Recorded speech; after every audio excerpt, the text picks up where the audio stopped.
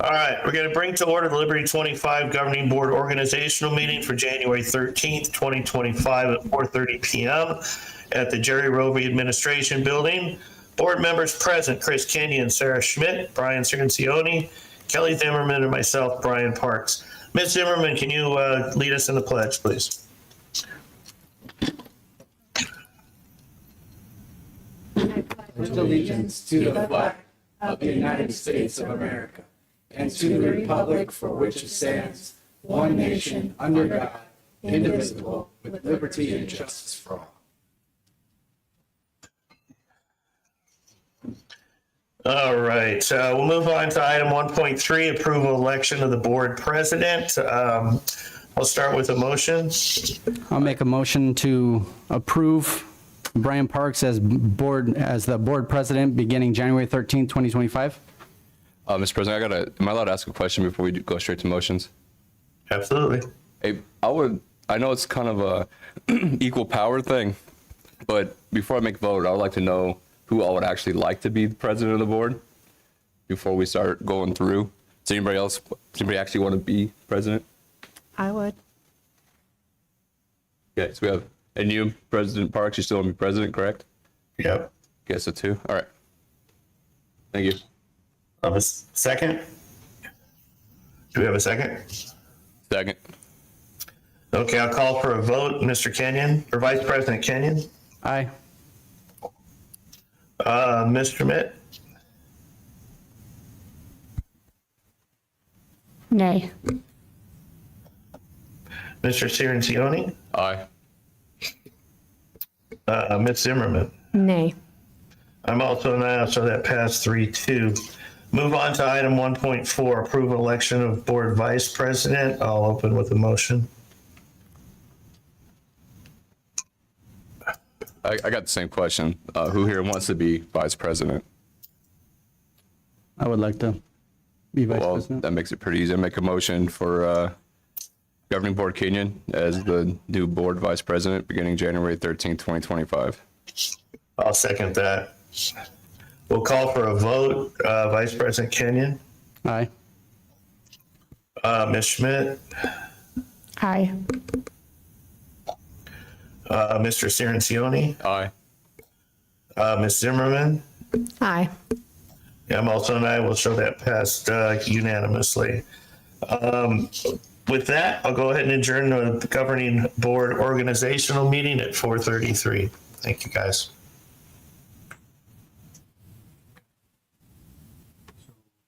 Now we can come down here and start the study session. So I think Chris will help you out, but you can conduct us. So, President Parks, are you're not looking so hot? Are you hanging with us? Are you what do you want to do?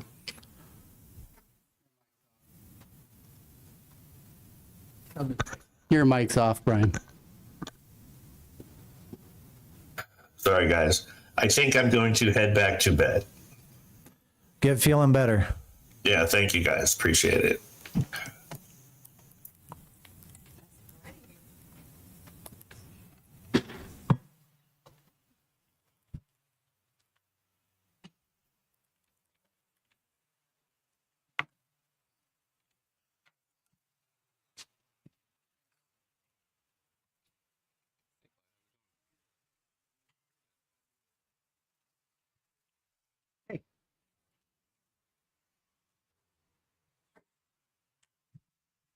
All right, if we're all ready, we'll go ahead and call. Let's go ahead and call the work study session to order here at the Jerry Rovey facility. Board members present: Ms. Zimmerman, Mr. Cirencioni, Ms. Schmidt, myself, Chris Kenyon, and Ms. Castellanos will lead us. We also have Clyde Dangerfield, our lawyer here, along with our superintendent. We're going to start this at 4:32. And I'll go ahead and turn this over to Ms. Castellanos. Well, I guess I have to hold it, right? Okay. Good afternoon or good evening, afternoon-esque. Yeah, right. Welcome to our governing board orientation. So first, I'd like to say congratulations on your elections. Great job with your presentations. And welcome to the Liberty Elementary School District Governing Board. So today, I need to take the time, as Vice President Kenyon had requested about a year ago, that we needed to have a new governing board orientation. So something that was very specific to Liberty. And so this is our first run at that, and we will go ahead and refine as we go along. But this is much more of a conversational meeting than it is something that we're going to just stand and present. So I would encourage you to ask many questions as you have about your role as a governing board member. Okay, so again, welcome. And I love seeing all of these new faces here, but so encouraged by the direction of this board and the way that you all would like to lead and govern our school. I am curious, though, for me personally, the reason why I do this work as governing board consultant is because it's been really important to me to dedicate my life to the kids who are looking for a lifeline and the adults that serve them. That being said, I'd love to know if you all would just take a moment and reflect, what drives your service as a board member? What is that driving force? And if you'd love to share it with us, I would really appreciate that. But as I said, my driving force for my role is very specific to make sure that the adults that are supporting our youth have all the information that they need, and that our kids that are really looking for the lifeline and the adults that serve them have that lifeline. So what would drive your board service? Would anybody like to share? One reason I think you can hear me. One reason I'm serving on the board is I spent little over 20 years serving in the Army, serving the country. When I got out, I had that kind of a gap and a hole in my life, and I need to go back and serve some capacity to the community, and this opportunity came about, and so this is one way for me to continue my service to the community. It's the first time I've been somewhere long enough to actually feel like part of a community, and so now I feel like I can give back to the community in this way. Thank you. The reason that I decided to run and to serve is I've used my voice in a lot of different ways in the district since my oldest was in kindergarten 9 years ago. And so I just felt like I was ready to use my voice in a different aspect and to really highlight the voices that I didn't feel like were present on the board, and to really be a voice for, children who don't always have a representation. Special education students are really a big part of my personal heart. And also just to give a voice to teachers who maybe didn't feel like they had a voice. As a former educator, I feel like I can speak to that. So, thank you.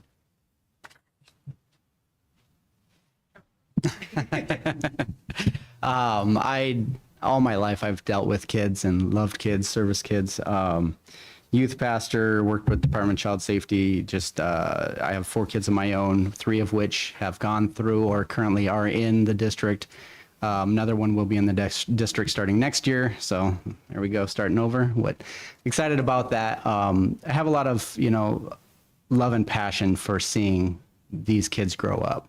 And just wanting to be a part of that, wanting to help guide them, direct them, protect them is a huge thing for me.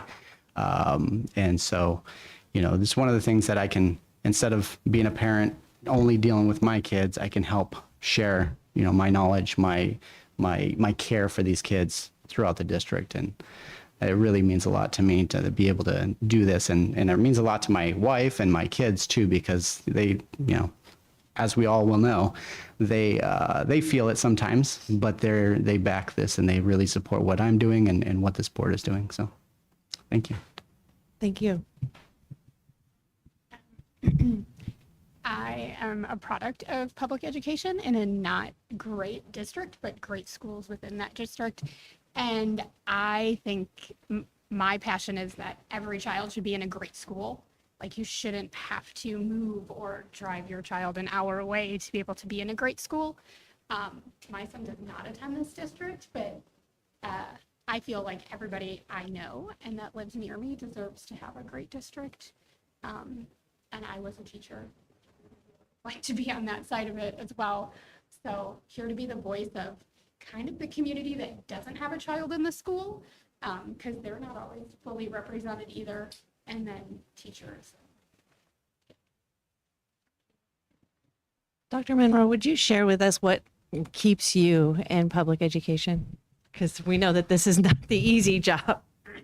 Oh, it's very challenging, 31 years, but you guys have dedicated, I mean, everything that you guys said really resonated with me. And, early on in my life, I just knew I wanted to do something to benefit young people, to, at the end of the day, make the world a better place. Does that sound cliche or naive? But as opposed to working with widgets or doing other things that I really compliment people, I wanted to live a life of service. And that was I felt like my dad did that. And understanding that education wasn't the most, well-paying job and sometimes well-respected in the United States, I knew dedicating myself to young people gave me that why, kind of filled my bucket like you guys have mentioned. And so that's kind of my why, wanting to make sure that our students get the best, that we can have the support our teachers to be the best, that we can do what's best by the kids and making great schools. And so that's kind of what drives me. Great, thank you. Would you mind if I asked you the same question? Yeah, there's no reason, like, as an attorney, you have a lot of options. Well, thank you. I took a job in Gilbert Schools, 1993. So however long that was, 33 years ago, as the assistant superintendent and doing the business and legal issues. And I did it for 21 years. And then I retired from through the state retirement system and took the job in private practice advising public schools. So I just went on from what I was doing before, but now instead of just for Gilbert, it's for schools throughout the state. Thank you. Well, the reason why I like to bring all of that forward is because oftentimes when we're moving along our careers as board members, or just in teaching and in education, we often forget why we started, because sometimes the pressure gets to be quite a lot. And really what I hear us all saying is that we are here for the kids, right? We're here for the kids, for the teachers, for our community, but to focus on making our communities better. And that is, I just want to bring us all back to kind of the core values of Liberty Elementary School District with respect, accountability, integrity, student-centered, and high standards being kind of that core that guides the decisions of the board. So thank you all again for taking the time to give us some of that information. Let us know why you were running and what difference you're hoping to make in this process. I am curious, I know that some of you may have attended the new board orientation in with other organizations. And was there something that stuck out to you or something that you were wishing to know a little bit more about during this orientation? Something that we could kind of thread in for you or help answer questions? It was a lot. It was a day.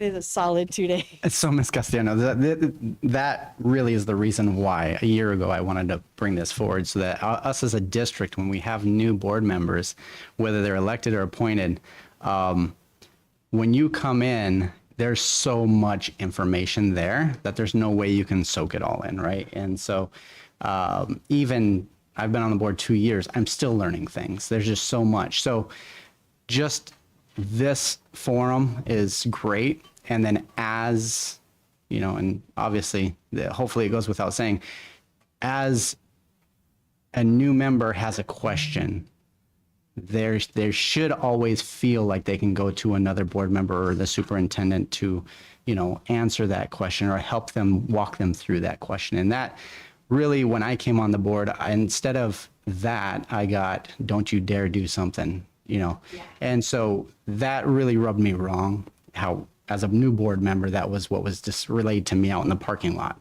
by then the board president. And I just didn't want that to happen to another board member. We're here to support each other. Nobody knows everything, so we're walking through this together, and I want us to be as united as possible. Understanding we all come from different backgrounds, we all have different ideas on how to make things work, but working together as one whole unit. So, thank you. Thank you so much. So, just to kind of go through some of the review from maybe some things you have heard and maybe some things you haven't, but what do you feel like your board members' like roles and responsibilities? What are things that stand out to you as a board member as your role or responsibility? Any thoughts? I think one thing that sticks out, and I think we remember, is we're here for like the strategic and policy. We're not here for the day-to-day operations, and we don't need to be getting into the weeds of the staff's business. That's not what we're here for. And I think that's a big thing that I think a lot of us forget from time to time. It's easy, like you want to do a great job, and you're like, well, let me see what's going on, but we just need to stay out of that business and let the people that we put in place do their job. Yeah, absolutely. Thank you. Kind of to piggyback, I think it's also important to remember that, we as a collective board do employ the superintendent. He is our only employee, but he is our employee. And it is our responsibility to make sure that he is meeting our expectations and acting in the best interest of students. And so I think that it is the superintendent's job to run the district, but it is also our job to follow up to ensure that that is being done to our expectations in, student first and all of those things. Any other thoughts about board members' roles or responsibilities? So just as a few like high level overview, you all are here to do the policy making, to approve the policies. Now, those policies may be brought forward by community members for consideration. They may be brought forward by the superintendent for consideration. But you all are in a really unique position here where this community was a farming community 10 years ago, right? Meaning that it was very much a community that I grew up in. So I grew up in Mojave Valley, Arizona. Right. Very, very small town. Reservation and migrant farm working is like the primary means of employment. With that being said, everybody that we are around knew each and every one of the governing board members very intimately. And any policies that they thought or the school should change or whatever that might be, were often a knock on the door versus an actual coming in and having a conversation during a board meeting. So you all are in this unique position, and you'll hear me talk about it kind of throughout the board presentation or this presentation today, of what happens when a community becomes urban or, and was rural not that long ago. So half of the community knows what it is to be a farming community, and the other half of the community knows what it is to grow up in Central Phoenix. So it's you're melding two different worlds right now, and you're in a unique position within your leadership to meld those worlds and to help those worlds come together in a way that's going to best suit the children. So that is where kind of the strategic planning and that long-term visioning comes in, helping the community to understand what strategic planning goals are and really communicating that through your public relations and your budgeting, how you're approving your budgeting as well. So really the questions we're asking is, am I acting as a board member or I'm stepping into administrative roles? So what are some of the examples that might be stepping into administrative roles?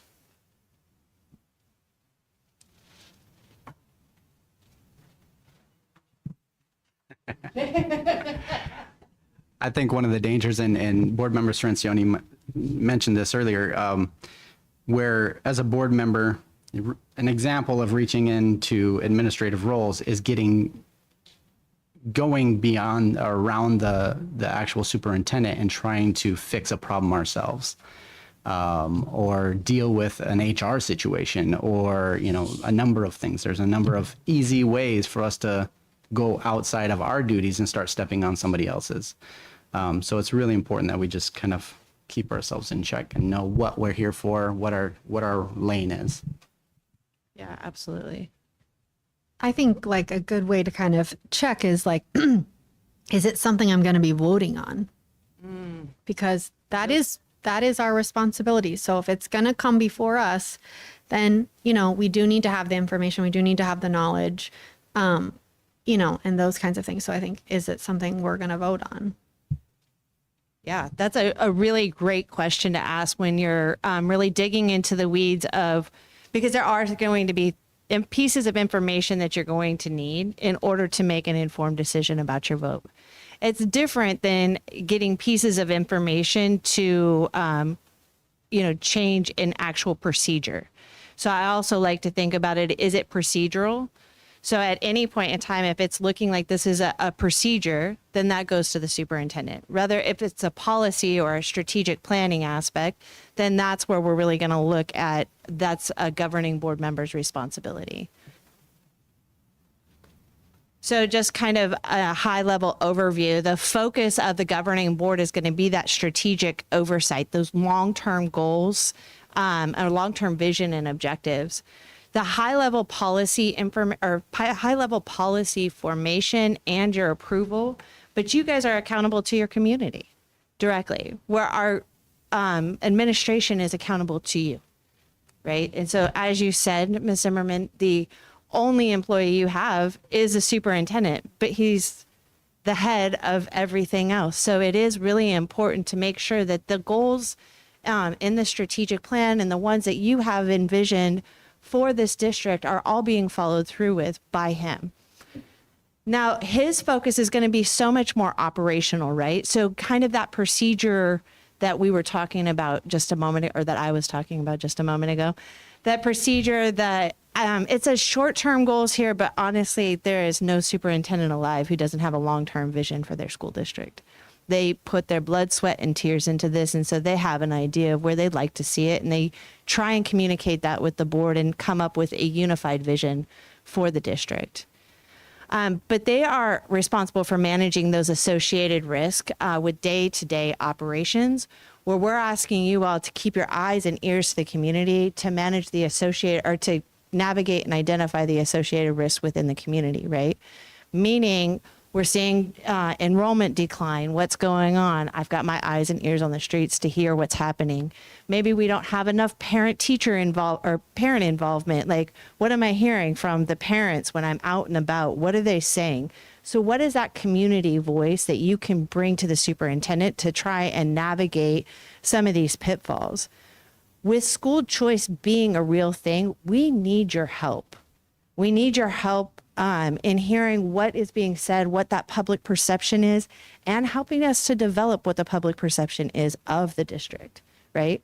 Now, obviously, we're not just talking about perception. Perception comes from the meat and potatoes of what's inside our schools. So what changes do we need to make there so that the public has a perception of the district where they want to send their students, right? So it's not just the for lack of a better term, lipstick on a pig type of a thing, right? We actually want to improve the foundational structures of our system so that our students are getting everything that they need.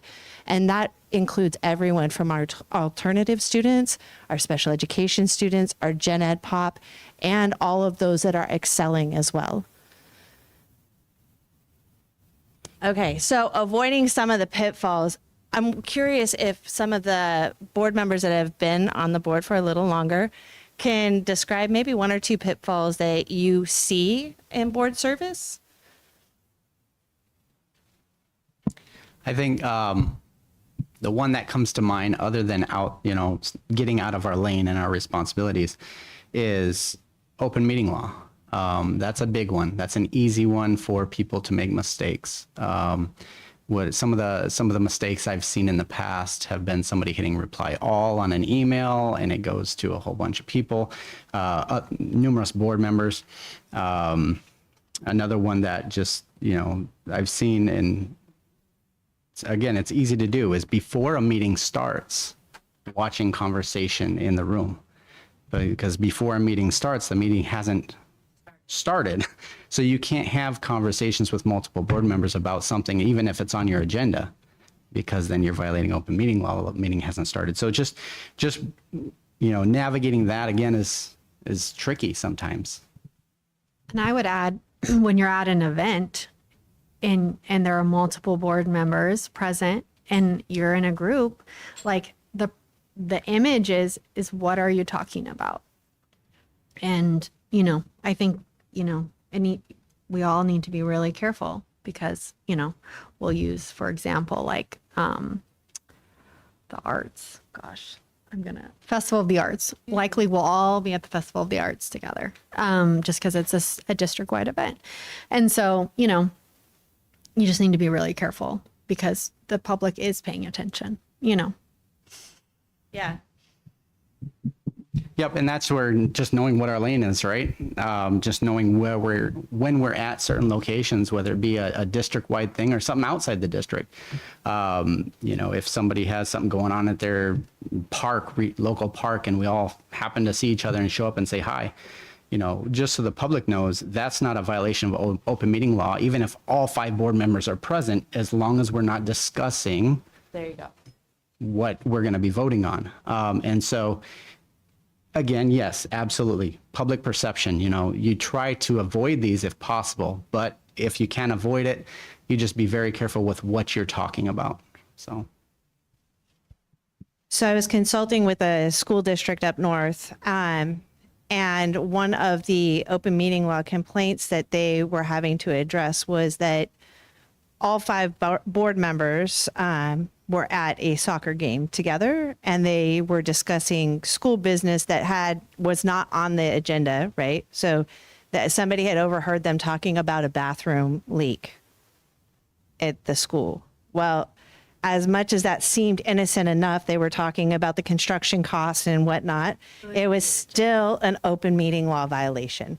So it's one of those things to just be really careful with, because again, we are still in a farming community that is it's urban, like city of Phoenix has somehow spilled out to Goodyear, Buckeye, right?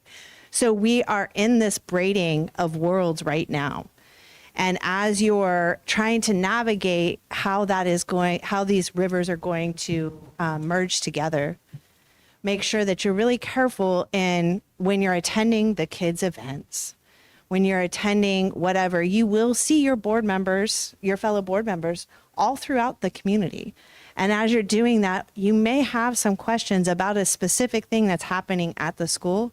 It's just not the time to talk about it at those specific events. So even talking about a school restroom can be an open meeting law violation. because it could be an agenda item. It could be an agenda item at some point in time. And even if it wasn't, it's still school business. So yeah, all of the things.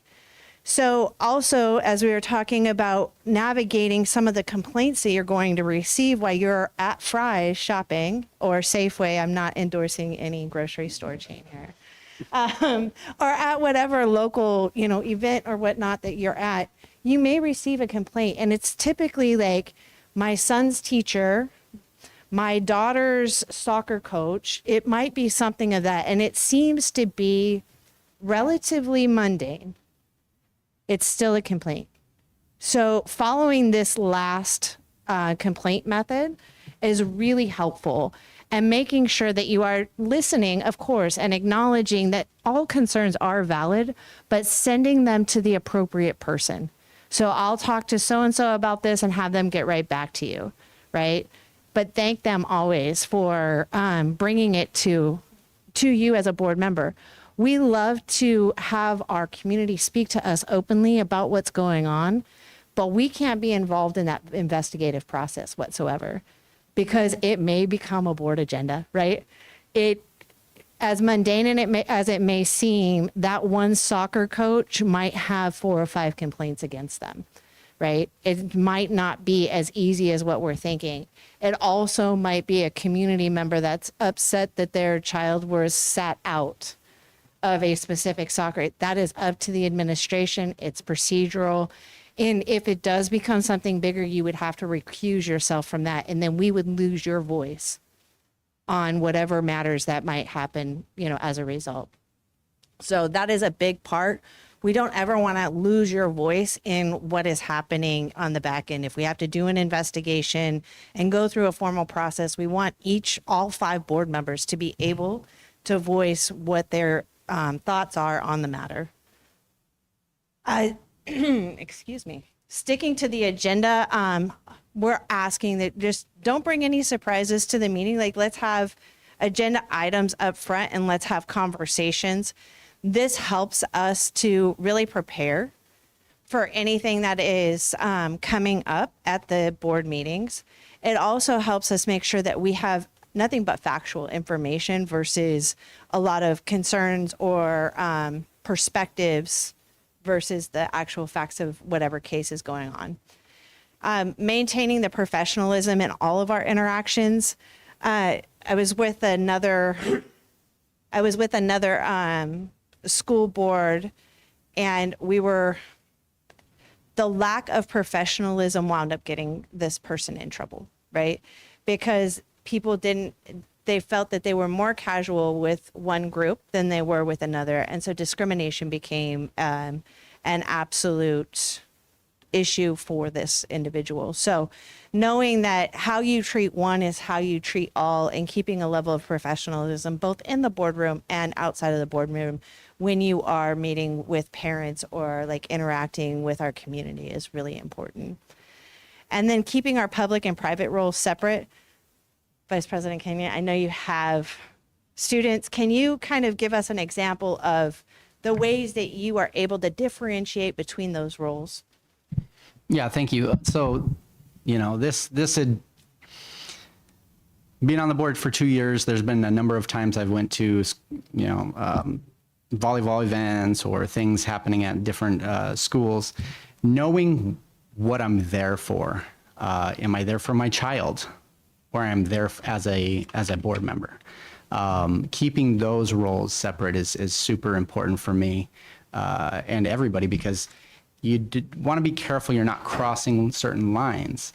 I know before coming on the board, I was part of Liberty's PTO, and talking to the superintendent at the time, the previous administration, Dr. Shuff had advised me, yeah, you could stay on as PTO, on the PTO, but you got to be very careful about you being on the board and being on a PTO. There's certain things you got to be super, super careful about. And so, it's just knowing when to choose what direction. I like to do it personally by, if I'm going as a board member, I'll try to wear a badge. If I'm going as a parent, I won't. And then that not only lets other people know what capacity I am there, but also it reminds me, why am I here? So.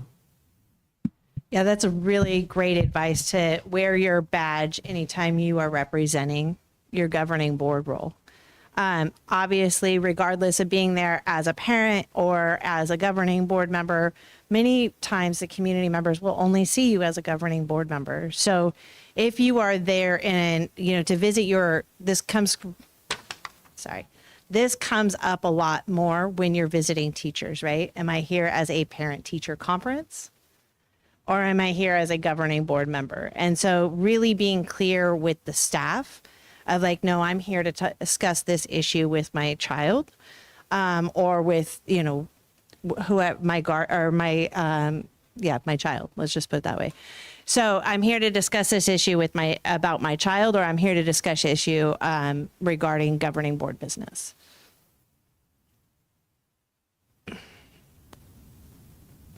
Okay, so open meeting law and transparency is key. I like to, when we talk about transparency, I'd like to get an idea of what transparency means for you. What are some of the common definitions that we use when we talk about transparency?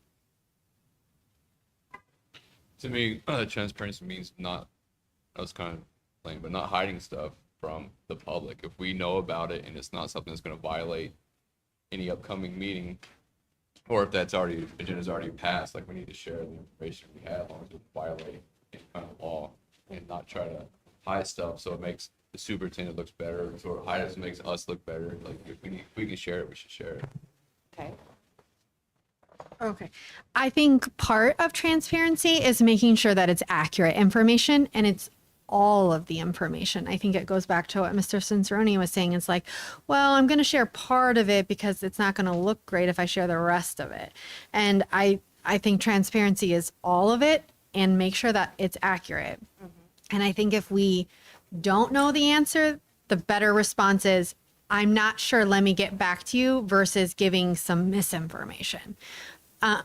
Because then I think it creates a lack of trust. And when people feel a lack of trust, they don't feel the transparency. Yeah, absolutely. So knowing that the majority of board members no decisions outside of official meetings, right? So this is a quorum. Avoiding the serial discussions via text or email. And I think Clyde can talk to us a little bit about how sensitive it is with our phones when we're discussing school business, because our phones become a part of public record if we're discussing school business over text message. So that also, I like to kind of bring that to the forefront of everyone's attention, that school business discussed on your cell phones, it will be considered public record if that is requested. Do not reply all on emails, because that can get really tricky as well. And that is going to be open meeting law violation. Anything that's said in executive discussion needs to stay private. And then, public perception matters. So there's a difference between transparency and oversharing, right? So giving the details of a specific event is really, or giving the outcome of a specific event, that's transparent. Sharing all of the nitty gritty of how we got to that decision can be oversharing. So I like to remind us to always, why are we sharing what we're sharing? Are we sharing it to garner public interest for ourselves, right? Public approval for the way that we voted, or are we doing it to share the relevant information about the school district and about the votes that we came to? Yes. I would add also that student information is very confidential. And so you need to remember that everybody has a right to privacy, and student information is not public information. Go ahead. Okay. I'll probably add that employee information is the same idea. To some extent, yes, you're absolutely right. Especially personal confidential information like addresses, phone numbers, those kinds of things that you would not necessarily want everybody to be aware of.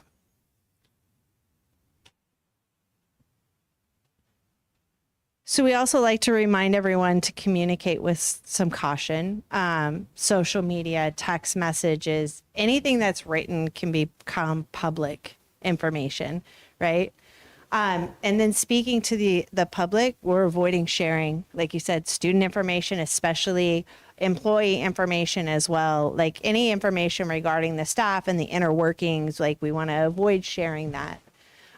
Any information that can come up in executive session, right? And just think about it. If we need an executive session to discuss this, it cannot be released anywhere else, right? And if I could just clarify a little bit about employee information, it actually is public record, except for teachers' evaluations are confidential by law. But a person can request public records on an employee. The district would have the responsibility to redact things that are confidential, private information of the individual, like social security numbers, that kind of thing. And that also comes to like sharing the facts of what's happening versus our perception or our perspective or opinion about it as well, right? We want to make sure that when we are sharing information with the public, that we're sharing the facts of what's happening, not our opinions about what's happening specifically. And then directing any of the concerns to appropriate staff members and the follow-up. So not only are we directing it to the staff member, but we're making sure a lot of times we just need to check in and say, hey, if you follow up, make sure you let me know, right? Well, let me know about your follow-up or whatever that would be, so that way, if the person comes back to you, then you have the ability to say, oh, well, so-and-so followed up on, this date. So it just makes it a lot easier to keep track when constituents are coming to you. They're bringing concerns to you. You've passed them off. Asking for the staff member who is going to follow through with that to just send you an email of like, hey, I took care of this on this date. Can I just ask a clarifying question to Dr. Monroe? Because there's there's been some discussion about, all communication from us should go through you. So when you say staff member, you really mean the superintendent, right? We're not sending it to a principal of a school. We're going to send it to Dr. Monroe. Right. And so then Dr. Monroe will get back to you. Okay. I just wanted to clarify. Can I speak just a little bit to that? So yeah, I completely agree. And that would be, as a board member, we would discuss it with Dr. Monroe. But if we're advising the person who's bringing the complaint, a lot of times they need to start from, the certain chain of command and work their way up. But yeah. Yep. Yeah. So if we're talking with a public and asking, or they're asking who to go to, then yes, you're going to start at the lowest chain of command and then go up. But if you are sending the complaint into the school, then it goes through Dr. Monroe, and then he will let you know that, yes, I'll take care of this, or it's gotten.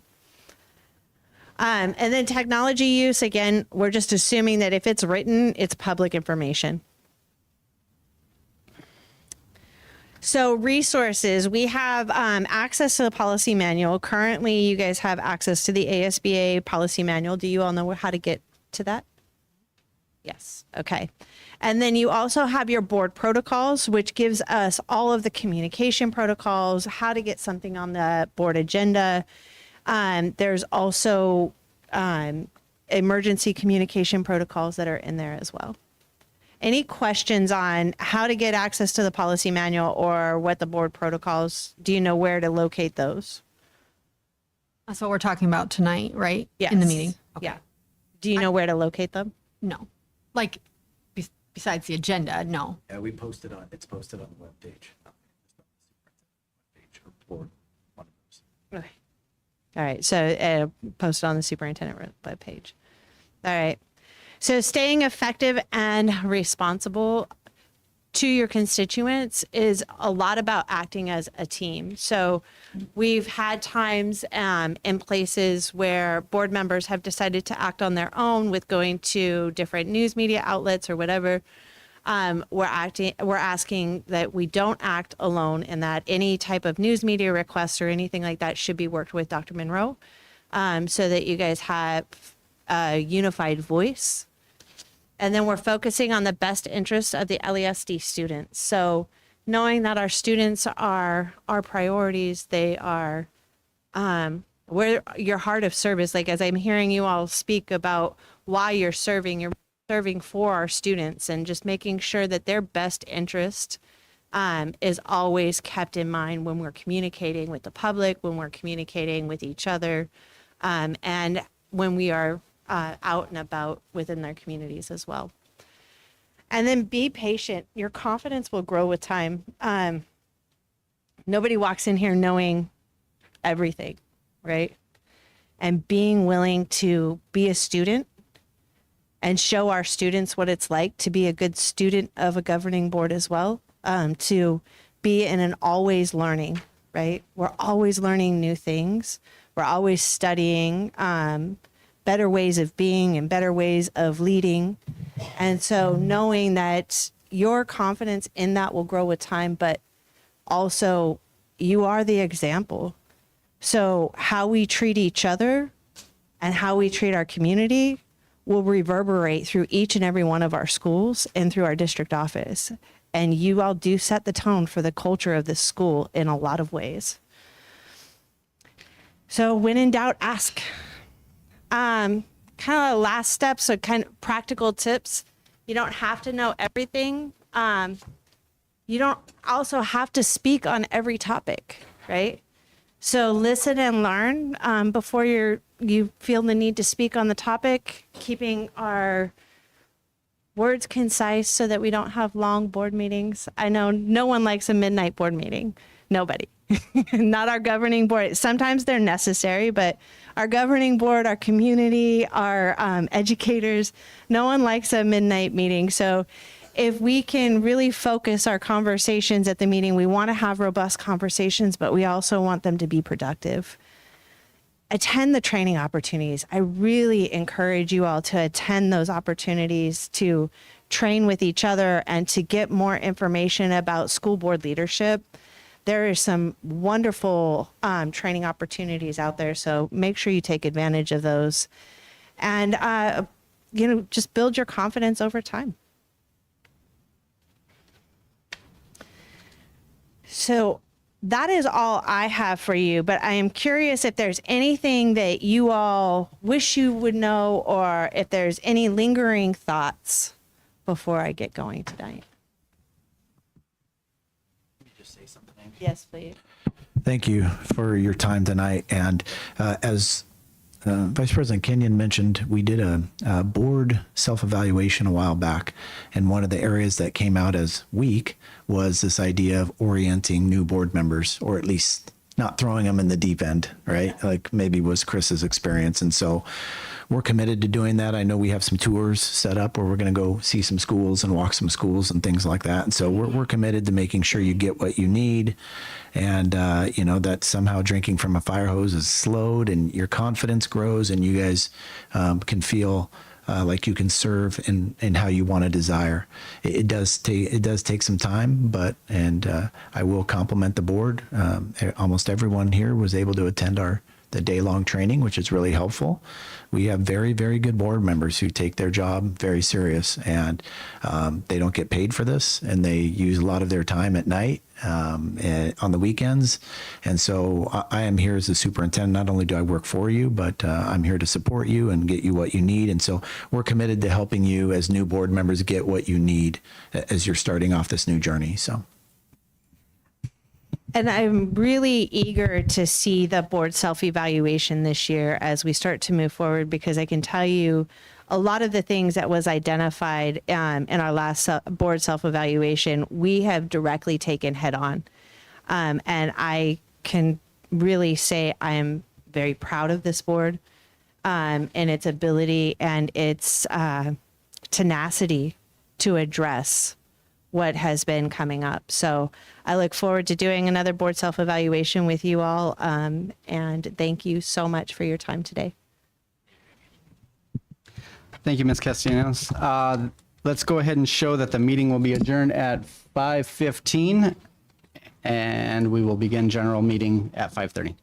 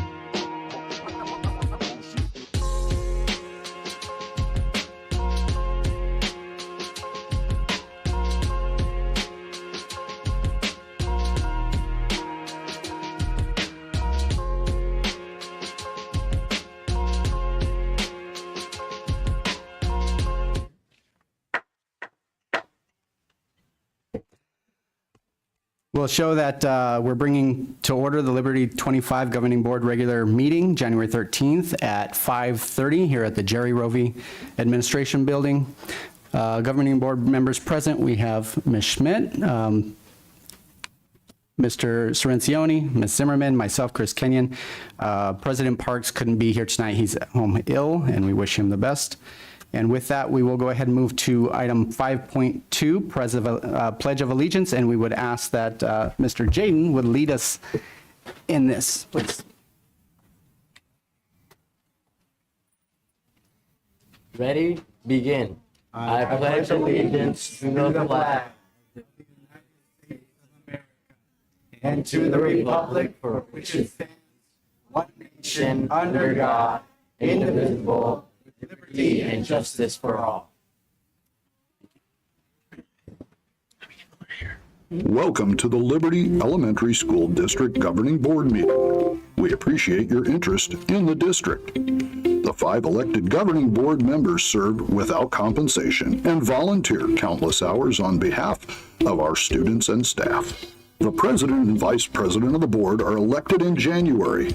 Under state law, the governing board may only discuss and vote on matters that are on the agenda for tonight's meeting. Agendas are posted a minimum of 24 hours in advance on the Liberty Elementary School District webpage and at the Jerry Rovey District Complex.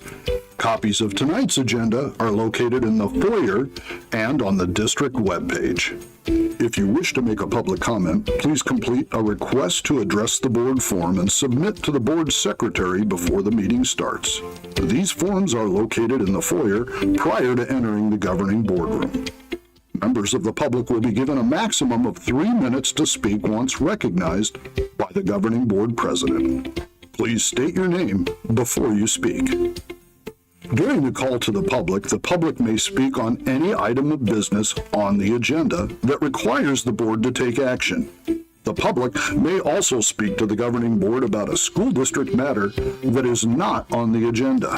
State law prohibits board members from commenting on or discussing the matters presented at the end of the call to the public. However, the board may ask the superintendent to review the issue or place it on a future agenda. A board member may also briefly respond to criticism of a board member or the governing board itself. We ask that all speakers show respect and courtesy to others. Comments must pertain to a matter that is within the jurisdiction of the governing board. This is not an appropriate forum to complain about an employee, student, or others. We also ask the public who are present for the meeting to be respectful by being attentive, avoid calling out or creating any disruption that may interfere or interrupt the meeting. Individuals who interrupt or interfere with the meeting may be asked to leave by the board president. Thank you for allowing this meeting to be conducted in a peaceful and productive manner. And thank you for your attendance and involvement in tonight's meeting. All right, thank you. We will move to item 5.3, approval of the regular agenda form. If I could have a motion. Motion to approve the regular agenda consistent with the board policy BEDB and temporarily suspend governing board policy with which this agenda may be inconsistent. Have a second? Second. All right, let's go ahead and take a vote. Ms. Schmidt, this is going to be your very first vote on the board, so congratulations and welcome. Aye. Mr. Cirencioni. Aye. Ms. Zimmerman. Aye. And I also vote aye. That shows that pass 4-0. We'll move to 6.1, attendance enrollment reports and school newsletters. Dr. Monroe. Vice President Kenyon, members of the board, Happy New Year. Here we are in 2025.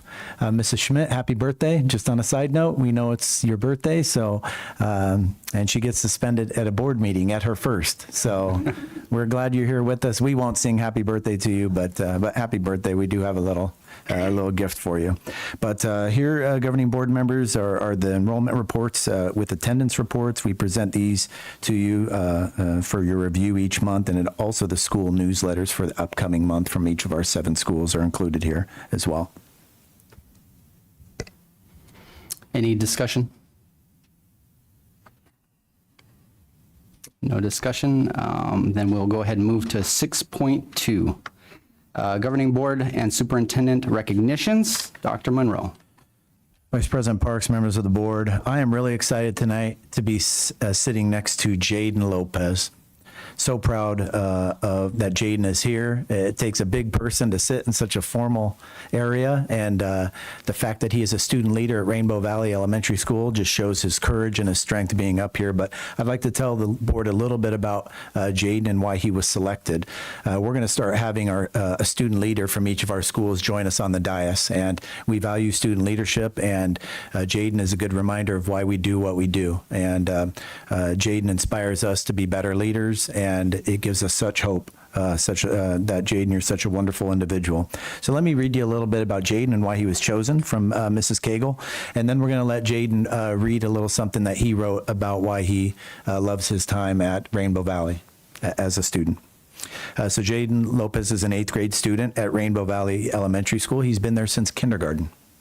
During his time as a student, he's demonstrated many leadership skills and qualities. He's responsible, hardworking, and he demonstrates caring and respect toward others.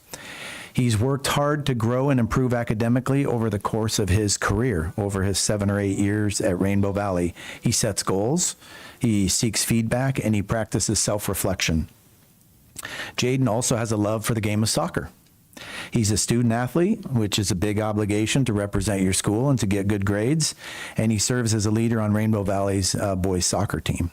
So, Jaden, we're glad that you're up here with us. Dr. Mohorn, will you pass the microphone? We took a picture with Jaden before, and we'll have him come down and take a picture with the governing board, but I'm going to hand the microphone over to you so you guys can also hear what a wonderful young man Jaden is, like I've been learning. Thank you.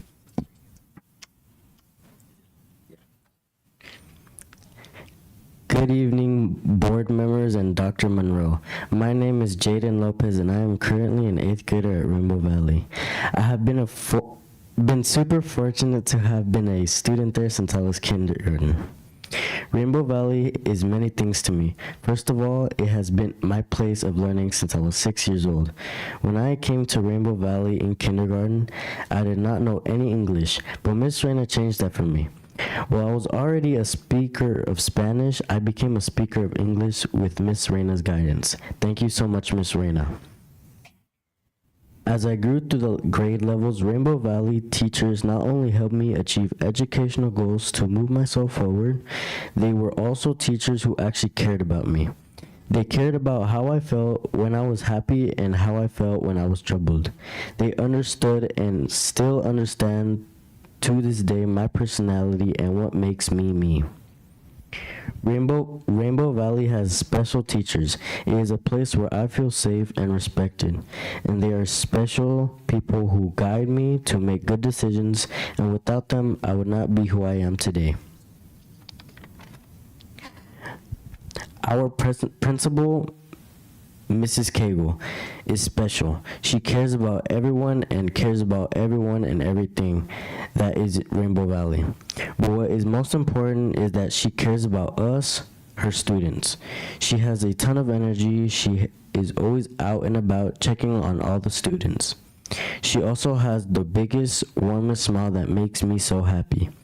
When I have struggled and had to step out of the classroom to reflect on my behavior, I was surprised by how I actually felt. Do you want to know how I felt? It was guilt. I felt and still feel this way because Miss Cagle has the special way about her. Of course, I felt bad that I didn't make the best decision in class, but the worst part was feeling guilty that I disappointed Miss Cagle.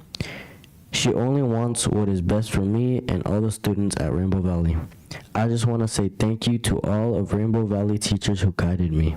And thank you to Miss Cagle for caring so much about my school, Rainbow Valley.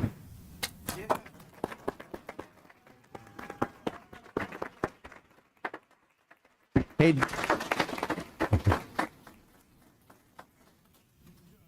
Jaden, before we take the mic completely away from you, is there any interesting questions you have for Ms. Cagle while we got her here? And you're all up here. Kind of put you on the spot. You don't have to if you don't want to. I'll just put you on the spot. when will we get a good soccer field? Good question. Very good question. All right, Dr. Monroe. I think there's a lot of students and principals at their schools that have the same question. So, great question, Jaden. We are working on it. I will answer for Mrs. Cagle. I know she has given it a lot of attention in all of our schools. Their soccer fields need a lot of attention. So we know it's important to you, buddy. So we're on it. But Jaden and members of the board, why don't you guys come down and we'll do our Students of the Month.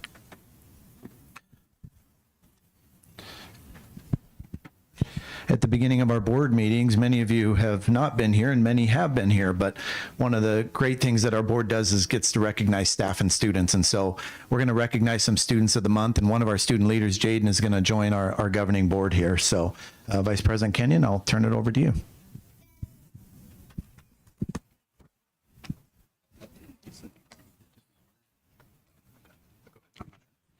All right. Well, I want to first say thank you all for coming and supporting this. On behalf of Dr. Monroe and the governing board members and myself, we are pleased to recognize 8 outstanding students from our 7 schools. These students exemplify the values that make Liberty Elementary School District exceptional. They embody our core values of respect, integrity, accountability, high standards, and of course, student-centered. Their honesty, hard work, and caring nature positively impact their schools, classrooms, and community. Thank you to these students and their families for joining us. As I call your name, please come forward to be recognized and then stay up here because we'll get a group photo afterwards. All right. I'm going to say first, congratulations from Blue Horizons to Tatiana Salas.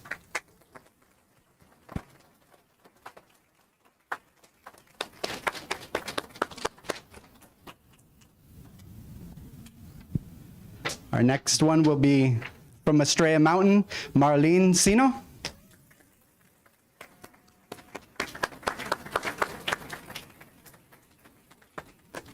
Congratulations. Good job.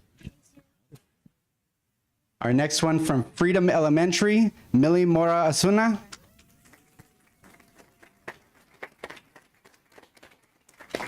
Congratulations. Our next one from Las Brisas Academy, Lenny Garcia Apes.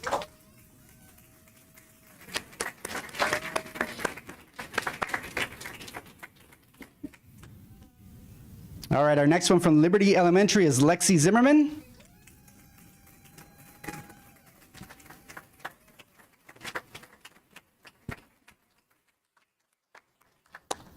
Hey, Lexi. Congratulations. Good job. Come on over here. Congratulations. Our next one will be Rainbow Elementary, Ruben Balboa Carrillo.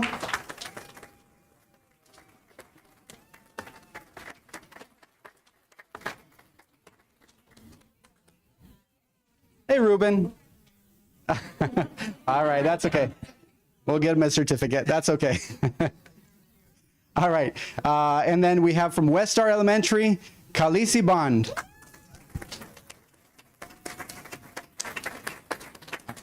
Good job.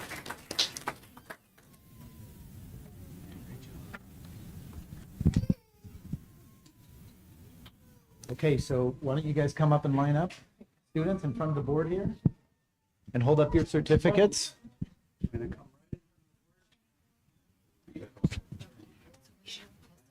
Violetta Cordova found Violetta Cordova.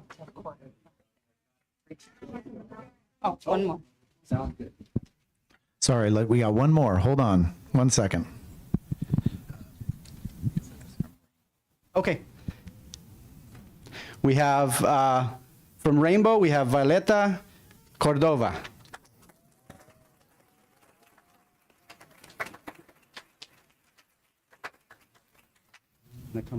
There we go. And then, okay. So one more? That's from Blue. From Blue. Okay.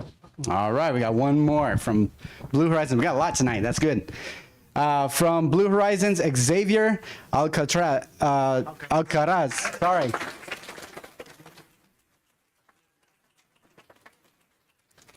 All right, here. Come over here. All right, now I'm gonna try to sneak in here. Let me slide right behind you, buddy. All right, and then we'll get you a prize here in a minute.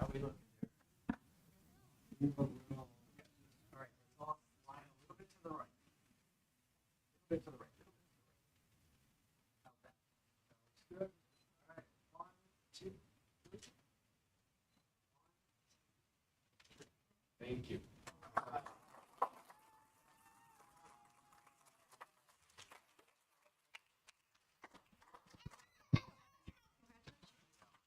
All right. Yeah, we can take, did he get his certificate? He didn't come up. You gave it to him?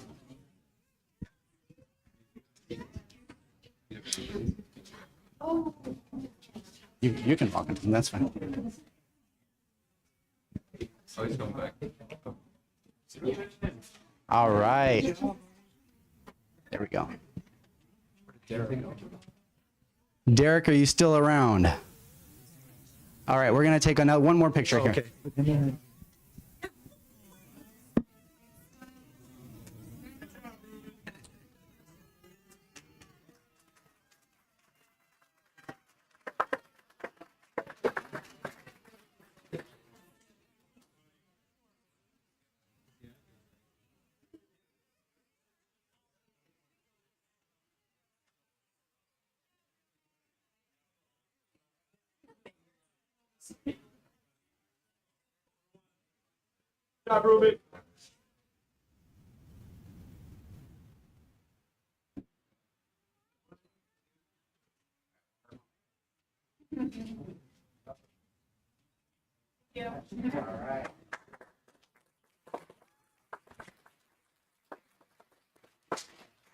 All right, with that, if Mr. Jaden wants to hang up here, he can.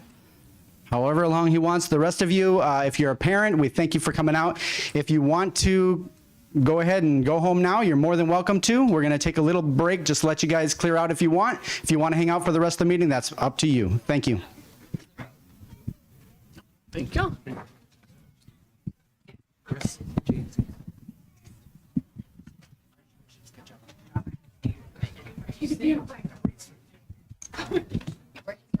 Yes.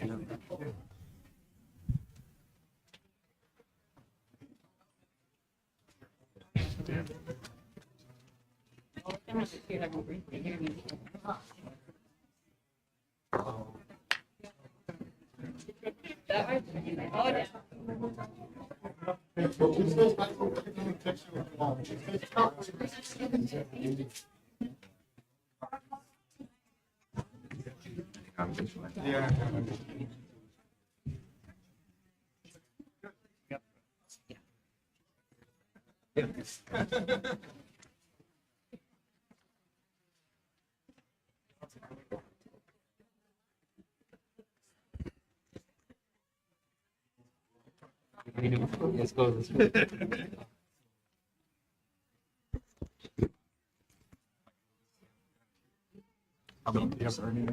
Not yet. She's okay. You have any board update? Good job. Good job. Thank you.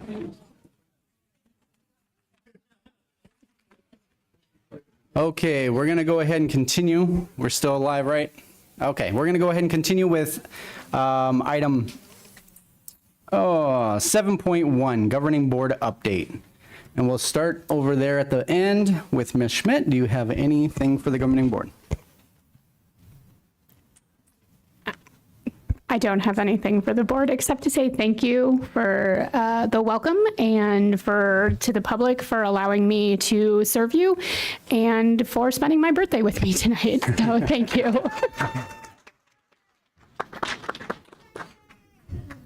Thank you. Mr. Srinciani? I just want to say welcome to Ms. Schmidt. I look forward to working with you. Ms. Zimmerman? I don't really have anything tonight, except to, share that several of us went to the ASBA conference. And I think that was, really useful time for us as board members to just kind of learn about our role and, things that we should be working towards and maybe not working towards. So, but nothing else at this time. Thank you. I have a couple of things I would like to quickly discuss. One is a little bit personal.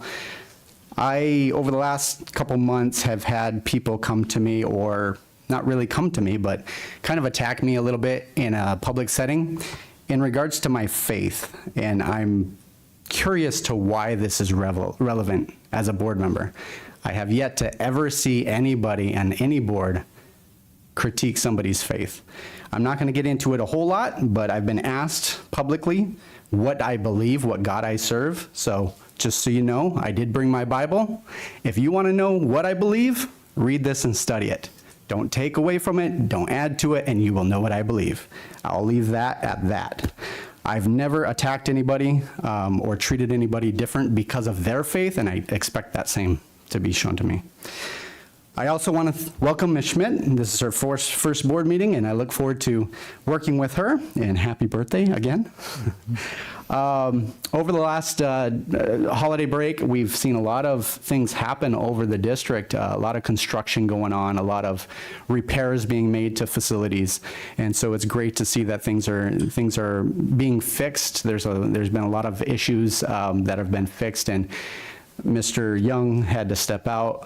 Unfortunately, I wanted to congratulate him for all that he's been working on, but I just wanted to mention that. I do want to say that something that is very dear to my heart is public safety in regards to our district campuses.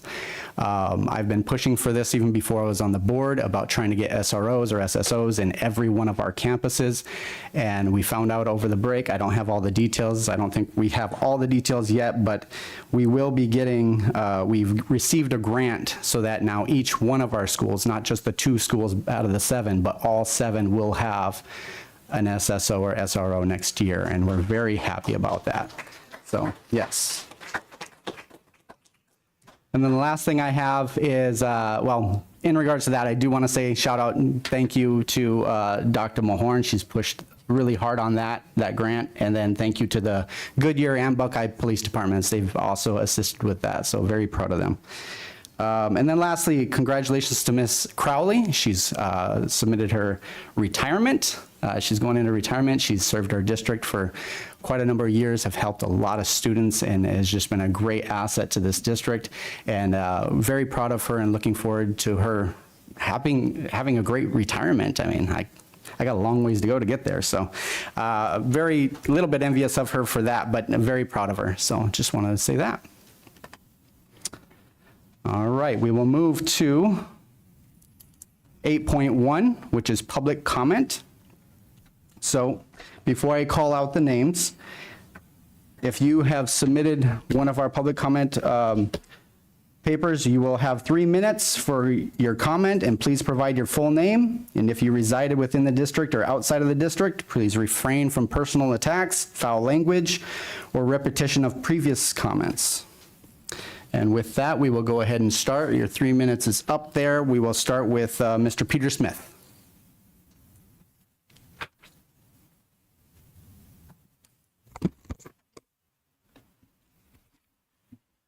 My name is Peter Smith. I live in District. ARS 15503D states, on or before May 15th each year, the governing board shall offer a contract for the next school year to each certified administrator. Myself and many of the parents of this district expect that Mrs. Boris will receive a contract for the next school year and that she will remain at EMS, and our patience for assurance is running out. Recently, you were each sent a petition notification making our expectations clear. 848 of those signatures were from residents of this district. Another 653 were in surrounding areas and able to send their children to our schools through open enrollment.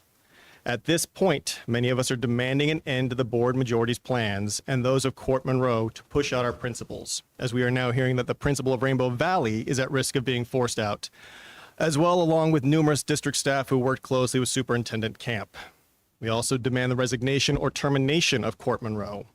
There are a number of reports of him pulling teachers into off-the-books meetings at their sites and using his position to intimidate him. His termination is within the power of the board to require, just as it was over at Queen Creek. Also within your power is the ability to police your own. Brian Parks is recorded in his own words as having said to Court Monroe, "You better get down there or I'm going to kill her," about our principal, Mrs. Boris. He has stated publicly on the internet he's surprised the women in this day and time don't know how to not get pregnant. And that statement is incredibly disgusting given the fact that he is on audio judging the severity of a sexual assault on a middle school girl. He even laughs about the lack of severity at the end of the audio. While he may think it was worth a laugh, the great state of Arizona did not. They sentenced the perpetrator to prison for nearly a year. While you cannot remove Brian Parks from the board, you can hold him accountable. A core belief of our district is accountability, as was recently stated, by stripping him of his honorific. No one who says or believes as he does should be the representative of our school board. It is a position of dignity, respect, and unity. All it takes is 3 of you to vote for a new board president, though I would suggest all of you vote to remove it from Brian Parks. No one wants to be seen as being buddy-buddy with the guy who laughed about the sexual assault of a middle schooler and who can't stay quiet about pending litigation against the district. This will cost you nothing politically, as these recordings will likely be used by anyone competing against him in future primaries. He will likely never make it to the state legislature as he has stated he was being groomed for. If you do not support the removal of his title, you will be setting up the end of your own political futures alongside his. We expect to see this item on the next agenda.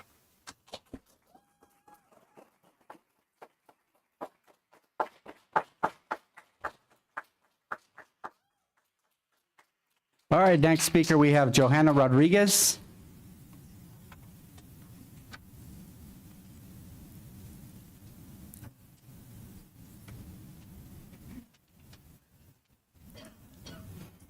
My name is Joanna Rodriguez. I'm out of district. Evening, family, friends, and board members.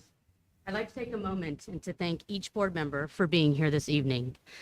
I'm happy that Amy, the coach and consultant, was speaking about serving because as board members, you all were either elected or appointed as a nonpartisan to serve without compensation. What an honor and a privilege you must feel that you were elected by your community to then turn around and serve it. Do you serve the schools? Do you serve the parents, the faculty, the superintendent? It's the kids, their safety, their education, their teachers, their schools. I'd like to thank Ms. Zimmerman. Thank you for being the board member that sometimes freaks out over matters that involve our children and the transparency of this board. I wish more fellow board members were just as passionate as you were. I also wish more board members would volunteer their time at things like Read Live at our schools and other opportunities to volunteer as well. I understand a superintendent is chosen by the board because that person is meant to have knowledge and or expertise in making executive decisions for the schools within the district. That being said, please tell us, why is it good for Estrella Mountain Elementary? Why are the kids okay to be rid of Mrs. Boris? Why is her contract not being renewed? Why, if there is no list of teachers or faculty that you want out of here, why are there countless recordings, emails, and social media posts that make some of you look very dishonest with that statement? Why is it that the big changes that are involving all of you involve losing beloved teachers and principals that just so happen to be on this non-existent list? You had kids here in the last meeting pleading with you, don't take our principal away. And some of you couldn't even bother to look those children in the eye without maybe turning a little bit red or even frustrated. I'm not standing here as your enemy. I want to understand your reasonings. I know some of you board members think we parents are idiots, but we're not. We're passionate, we care, we sometimes freak out a little bit, but help us understand this logic. Serving does not grant you power. Serving does not mean you do it alone. Serving isn't for the weak. Please continue to be transparent. Please continue to be truthful. Please be the amazing people that you all want to be by fulfilling the honor to serve. And thank you, truly thank you to each and every one of you who are willing to maybe freak out a little bit, do what it takes for the education and the growing and the protection of our kids.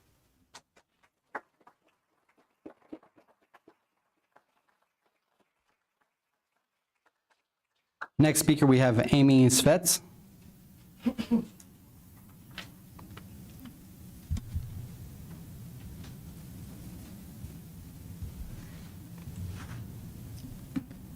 Good evening, Dr. Monroe, Vice President Kenyon, and board members. My name is Amy Svets, and I am in the district and have been so for 16 years. For the past 25 years, my life has been mostly about children, raising my own, being a nanny, and when we moved to Australia, I was a teacher at the Australia Mountain Preschool. For the past 12 years, I've proudly worked for Liberty Elementary School District in many different capacities. I'm currently the office manager at Australia Mountain Elementary. I love my job. It's a privilege to watch students and families grow. I'm proud to partner with Mrs. Boris, our teachers, support staff, and most importantly, our families to help each child grow in their education as well as their confidence in the intangibles that make strong, quality individuals. Over the past 5.5 years, Mrs. Boris has built a culture where she models, expects, and receives excellence on a daily basis. She has built a community where learning and trust are in the forefront. Teachers show up every day, ready to pour into our students. The Australia staff remains professional and continues to run like a well-oiled machine, despite the unnecessary stress and noise currently surrounding us. That is not easy to do, but we do it every day because our children are our why, and they deserve it. Under Mrs. Boris's leadership, Australia consistently remains among the highest performing schools in the district. It is the only school to achieve an A rating 3 years in a row and is the school with the highest teacher retention rate. Mrs. Boris knows, and she makes sure we know, we are not done. I'm asking you to reconsider the plan to not renew Mrs. Boris's contract for the next year. I fear the impact on our students and our community. The domino effect is going to be staggering, and the ones that will be the most adversely impacted are our 569 students and their families. I'm also asking you to end the speculation now so that we can focus on what is important, our students. We all have a responsibility to teach kids more than just the ABCs and 1, 2, 3s. We must all be teaching them what servant leadership looks like, not just leadership, servant leadership, what community building looks like, and what a culture of lifelong learning looks like. There is no better teacher of those 3 critical life skills for Australia Mountain Elementary than Lindsay Boris. Thank you so much for listening. All right, next speaker, we have Mr. Paul Jensen.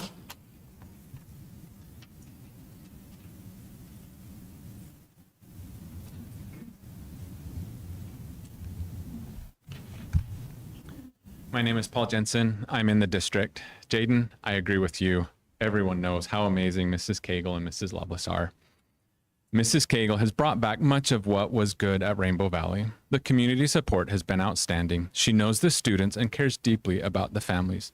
She is truly what Rainbow Valley needs. Obviously, there's more to do, and I know with the leadership that is at Rainbow Valley, it can happen if the board really supports them and the teachers. I'd like to know how the board is judging the success of your mission. The majority of the board at the last meeting accepted without change all the KPIs developed by the district administration. Those KPIs will be used to judge those exact administrators, and you just accepted them, even when Dr. Sloat said one of them was bad. What kind of accountability is that? Brian Parks agreed that they are bad and said the KPIs would be adjusted in the summer. Can your principals use that same excuse for discipline and math scores? You are holding your principals to a much higher standard than yourselves. What are you going to use to tell if you are getting the results you want? Brian Cirincione, I would still like to meet with you if you have time. I've always had respect for Basis as a great charter school. I hope you're able to take the good they are doing and incorporate it into the public school setting. Remember, if you have ambitions to be in the education field, is attaching your name to what Brian Parks and Chris Kenyon are doing to Liberty really what you want to be known for in a Google search? I've seen glimmers of hope that you are questioning their judgment and hope to see more of that in the coming 4 years. The majority of the board seems to be pushing some crazy agenda. With how poorly things are going, you may end up proving how faulty an agenda it is and destroying the long-term viability of your cause. If you will listen to what Kelly and Sarah are advocating for all the children, you may be able to salvage your agenda. Currently, Liberty is not being looked at as the shining city on the hill for great education. If you continue your crusade, it is going to destroy your cause and reputation. Just to point out one more problem, 18 teachers have left the district this school year, most of which paid $2,500, or almost 5% of the average annual salary. So far, there have only been 6 certified teacher hires this school year. What is happening in those other 12 classes? What you are doing to Liberty isn't just, it will get worse before it gets better. It's just plain worse.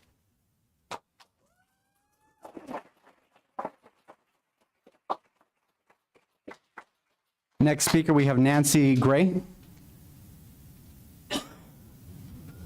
Nancy Gray. All right, there she is.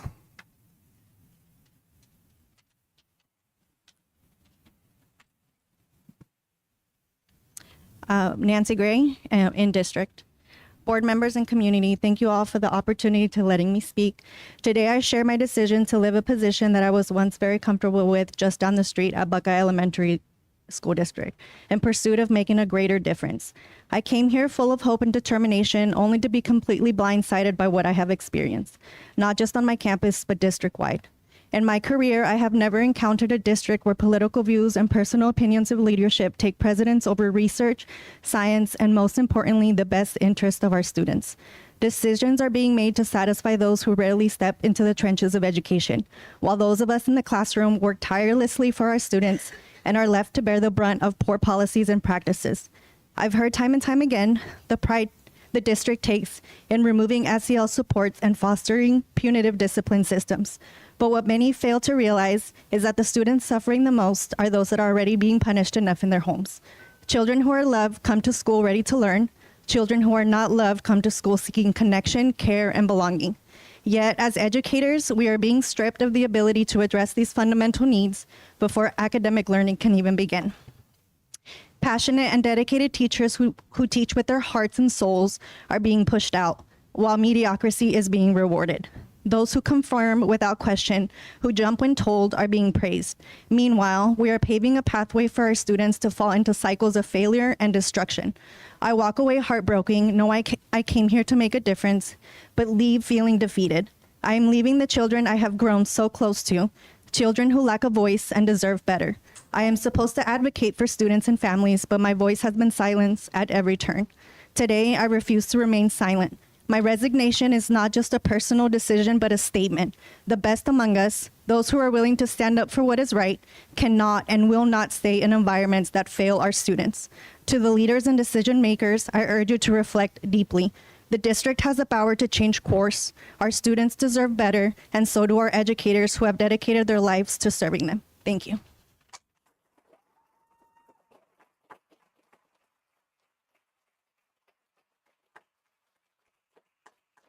All right, next we have Elwood Kutzler.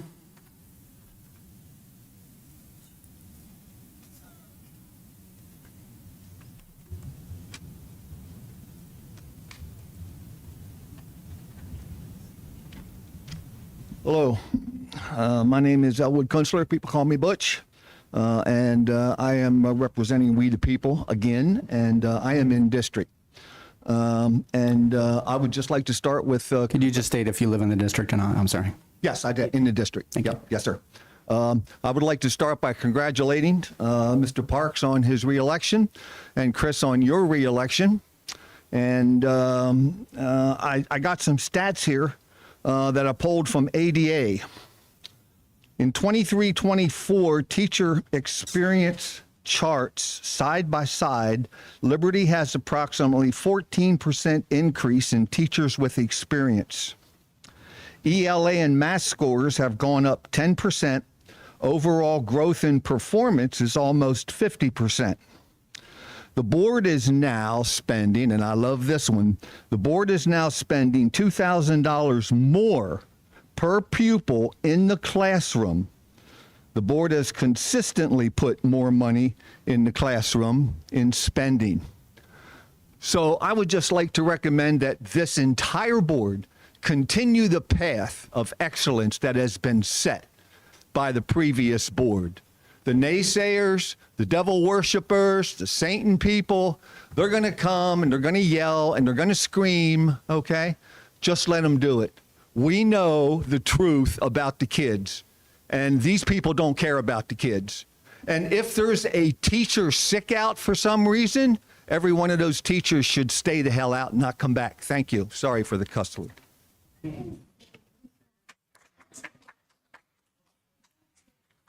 All right, next speaker, we have Shelley Cross.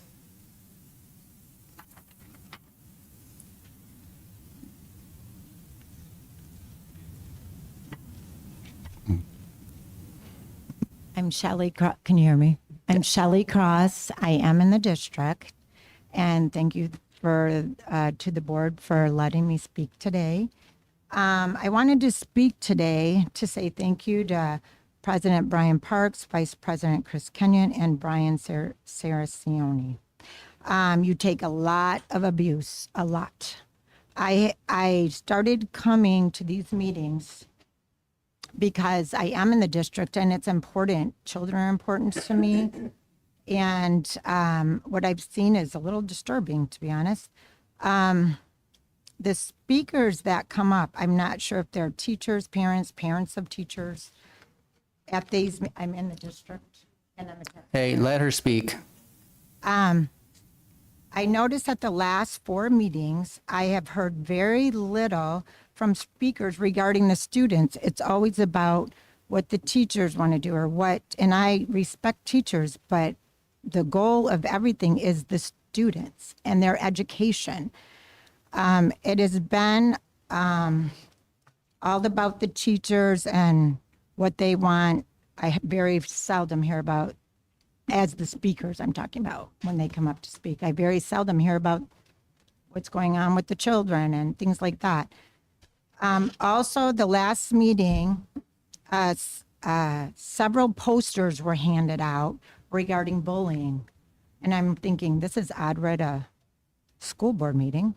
So I thought, I'm going to look up the definition of bullying. And what it says is bullying is an unwanted aggressive behavior among school-aged children. That's what it said. It's not adults. Adults should be able, it's not, I would not consider bullying for adults. And I don't think anyone should. I have noticed a lot of chaos brought to these meetings to bash the board, basically. Chaos to bash the board. Adults have a responsibility to take part in uncomfortable conversations when we have a difference of opinion. Tearing down someone's character just because you disagree with them is not helping anyone. And it's shocking, really. And the same people come to speak. I'm going to try to get more people to come to these board meetings because it's a little alarming how bad you guys are bashed. And I thank you again.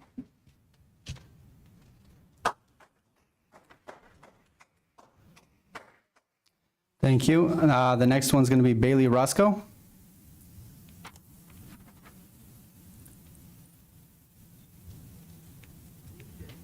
Good evening. Good evening. My name is Bailey Roscoe. I come to you this evening as a concerned parent and constituent within the district. Several people active on this board have no children within the school district. Several other don't have a background in education. Thankfully, we've elected 2 new members to the board who have a background in this and who have pledged transparency. I want to drop some facts. We've lost 18 to 20 plus students in this district alone since the beginning of the year.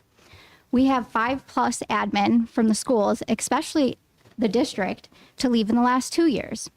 We've had a minimum of 2 weapons incidences, 4 assaults, and an unprecedented amount of bullying amongst students, aggressive behavior, and students acting erratically and putting others, staff, and faculty at risk.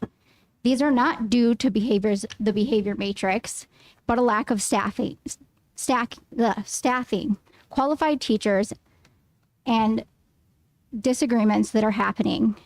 Teaching is meant to help them cope and deal with these disagreements in an appropriate manner, but the decisions of this board have removed those teaching methods. These are just a few of the many things that have been happening due to the atrocities and frankly borderline criminal behaviors and actions of this board. We currently at West Star are in such a staffing shortage that our nurse, by no fault of her own, is frequently pulled out of the office when she's needed in serious medical situations because she's being called away for duties when she is needed in the nursing office. This weekend, I had the chance to listen to my children and their friends talk about the lack of teachers, counselors, and faculty to talk to when they feel bullied, feel unsafe, or need someone to speak with directly due to the staffing shortages based off of the actions of this board. In closing, we as parents and constituents are fed up. We will host a sick out or a walkout, whatever you want to call it, if we do not see change. We ask for Monroe and Parks's immediate resignations.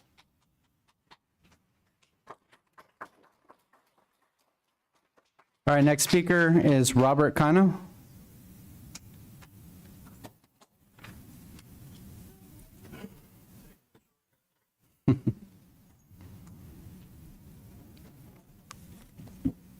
All right, I'm gonna move this thing around a little bit. All right, you can start my time if you want. All right, check. All right, my name is Rob Cano. I'm actually a parent. I actually went to Estrella Mountain Elementary School. I actually went to Liberty for preschool. Went to Liberty Elementary School for preschool, elementary school. Went to Estrella Mountain Elementary School all the way to 8th grade, and I was the first graduating class for Estrella Foothills. So I know this school, man. I've seen the best teachers come, and I've seen the best teachers go. During my time there, the principal we had wasn't very good, man. And to be completely honest with you, the fact that somebody as good as Miss Cagle is even to be considered on the chopping block, dude, blows my mind. Not only is that staff there amazing and care more about students than anywhere I've ever seen, and what I'm hearing now from the people who actually go to Estrella Elementary now, that their principal is on the chopping block as well, blows my mind. What is it that y'all are looking for that calibrates or decides who's worthy enough to run these schools? And the sadness is, how many of y'all heard that we are the bottom of the hill school? You know, that we don't matter as much as the other schools, but we have the most amazing principals. And most of these people are here in their defense. What blows my mind the most is our students are killer. They're amazing kids. They formed my students, or my sons, into the National Junior Honor Society. My son Dominic, who's the student council president, is present here because he cares. Like, if they're molding amazing children like that, what else do y'all want? What else could you ask for? You know, I don't know what we're looking forward to, like what are we holding? But all I can tell you is that open your eyes, man, open your hearts, step into the school, give them a chance. Just give them a chance, give them what they deserve. If you're taking any staff member or the principal from Estrella Mountain Elementary School or Rainbow Valley, shame on you, or I don't know who's doing this. But to be honest with you, man, you guys have a solid foundation right there. And I know Liberty Elementary School District because that is me, bro. And that is a lot of these people here that are probably homegrown too. So when we got something good, it rarely comes by. This town's disappearing, man. So don't let the best principals go either, dude. Peace.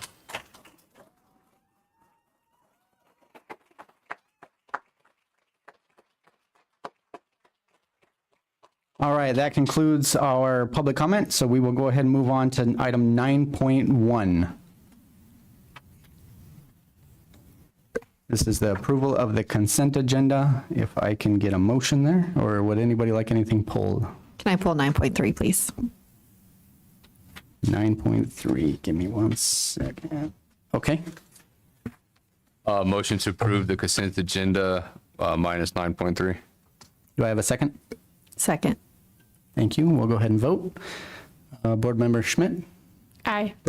Board Member Sorrenzioni? Aye. Board Member Zimmerman? Aye. And I'm also an aye. That shows that approves or passes 4-0. And so we will move to item 9.3. Okay.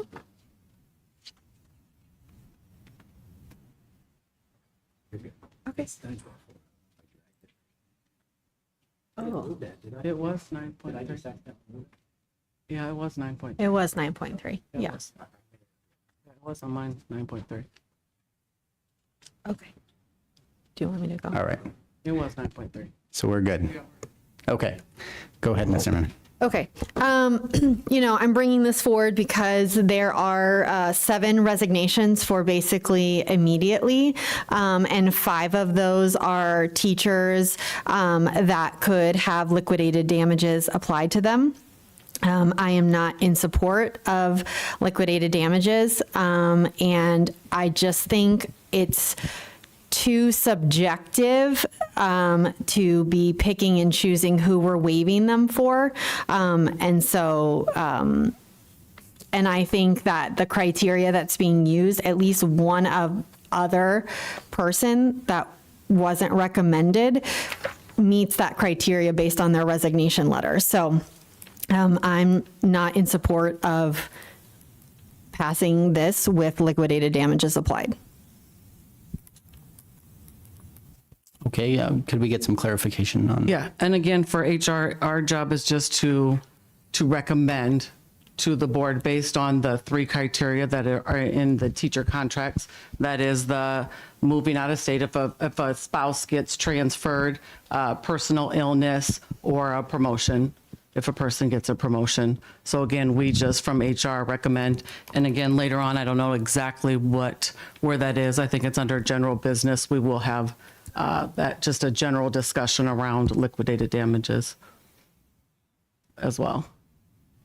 Yeah, I know we'll bring that. We'll speak more about liquidated damages in a little bit. Anybody else have anything they would like to add on this? I just like that. I know liquidated damages are a hot topic for everybody. I know a lot of places around our area do that, and it's in their contract when they sign it to agree with. I don't know. I know everybody has like different situations when they have to leave, and I don't know if that's what we need to look at more than anything. But I agree with you, they need to be looked at, but it is common practice, I believe, that if people want to leave for liquidated damages. And then my other question was procedural. Like on mine, it also said that this was 9.4. So I don't know, like what did it get posted at outside? Mine 9.3. Mine says 9.3, right? Yeah, I just spoke up earlier because I wasn't sure if I accidentally dragged it, because you can drag them and move them around. I didn't know if I touched the button accidentally. That's why. I think you did. Yeah. Okay. Yeah. So it is 9.3. That was my bad. Yeah, I think I accidentally dragged it to one below. And I don't know if now is the time to talk about it or wait till we have the conversation about liquidated damages to just bring up some other. Well, I don't want to No, I don't think we misspeak. should talk about it right now. Yeah, I think we do have an agenda item later on where we can just discuss and the board can kind of give us some direction and talk about these things. Yeah.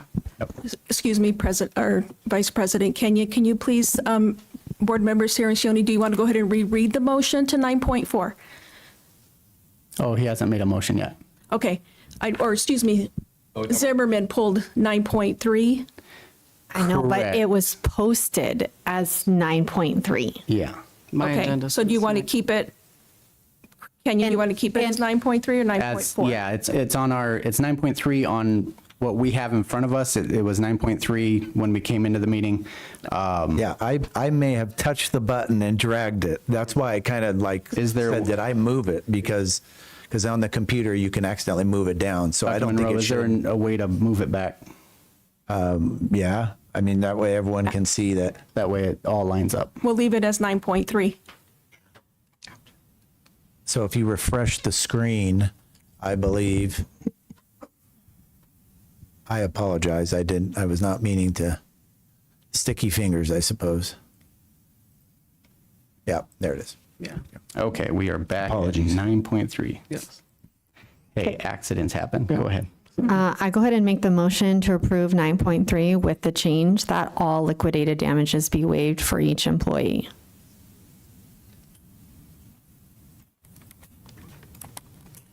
Do we have a second on that? I second. Do we have a discussion? Okay. I just have a question. Can I ask a question? Yeah. I just wonder, is it just for this one? Because we have applied in different, so I just am wondering, is that just for this agenda, or I'm just wondering how that works, because we have. We can ask legal. It only work for this agenda right now. Yes. They should- Yeah, this is just this item. Okay, Yeah, that's this item. that's my only question. I just want to. Yeah, and I just as discussion, when I look at this, and we've had this discussion multiple times, so I don't want to keep bringing it up, but we know our teachers and our staff are professionals. They're expected to act like professionals to the children, to the families they work with every day. They are the professionals, and so having a contract, again, with liquidated damages, and we can discuss what those liquidated damages, if we want to modify the criteria for that, we can discuss that in a little bit. However, I would caution when it comes to voting on this, or I would caution on just waiving them all for this group when it hasn't been waived before, and we don't know what will come up later. So with that, we do have a motion and we have a second, so we'll go ahead and take the vote. So, Board Member Schmidt. Aye. Board Member Cirincione. No. Board Member Zimmerman. Aye. And I'm also a no. So, So let me jump in here, President Kenyon. So do you want to just advise the board on? If the motion doesn't have a majority, then it doesn't pass. Okay, so what that means, Mr. Dangerfield, is Needs to make a motion for the other option. so with that failed because it was 2-2. Right. So we would be looking for another motion. Does anybody have another motion? Motion to approve the personnel action items.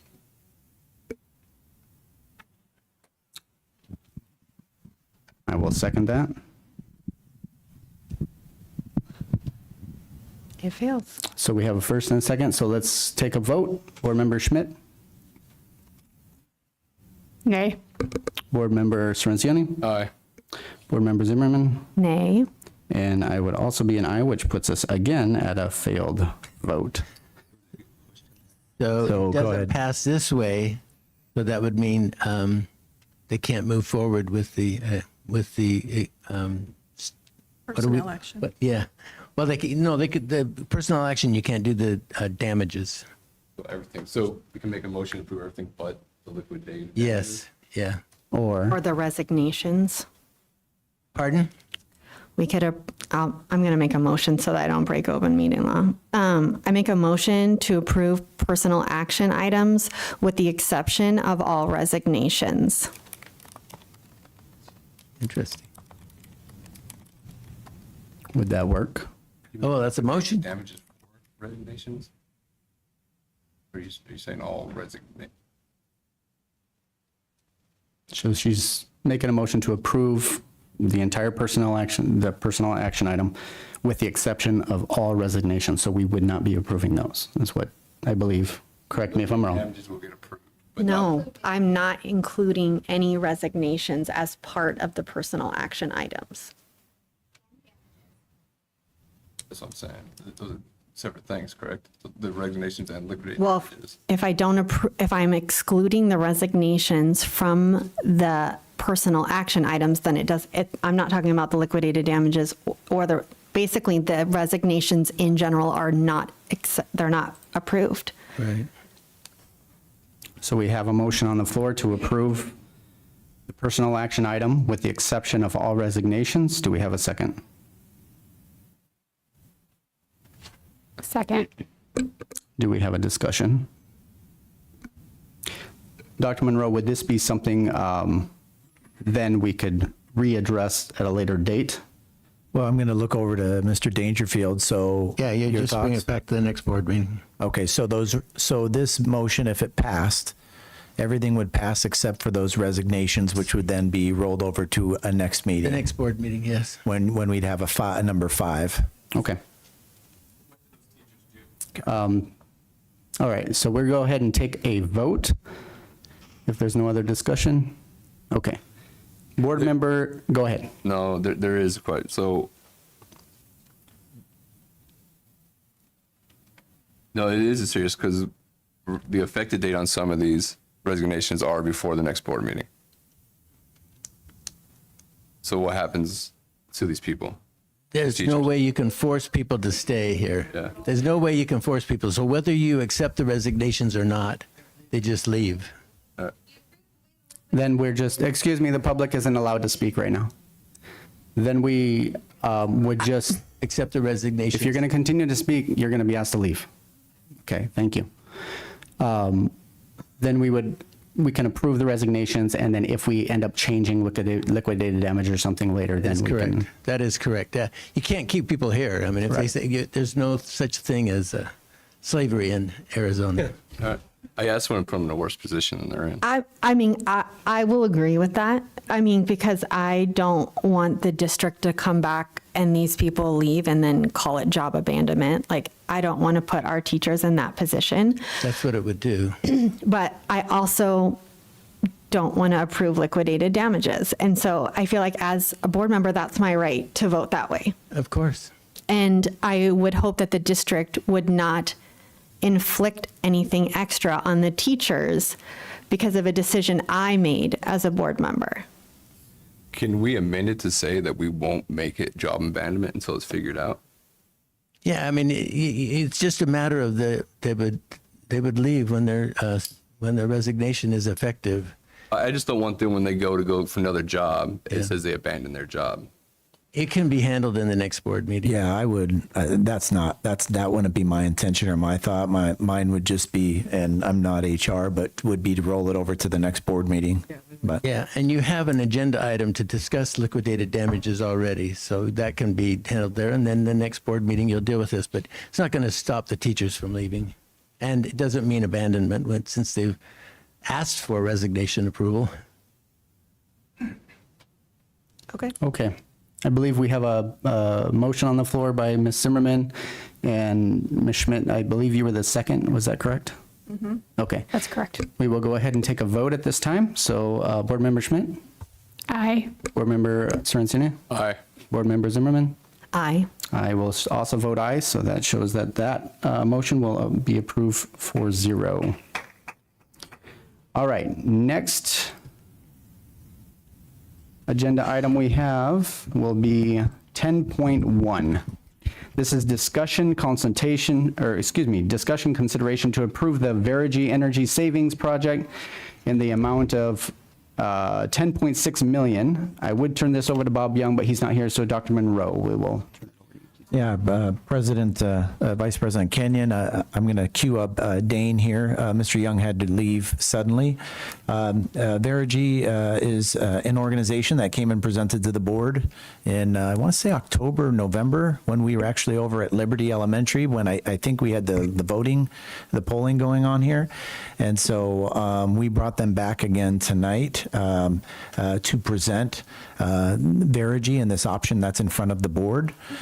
And so I'm not going to steal your thunder this time, Dane. So, Too late. Yeah, I know. So I'll actually turn it over to you. I was going to say something, but go ahead, Dane. Vice President Kenyon, members of the board, today I'm here to introduce Randy Falcon and Shandon Ropke with Verigy.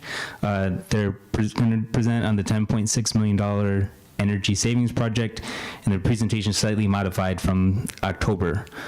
Jim Gill with Gus Rosenfeld, who is representing our district, is also available if the board has any questions.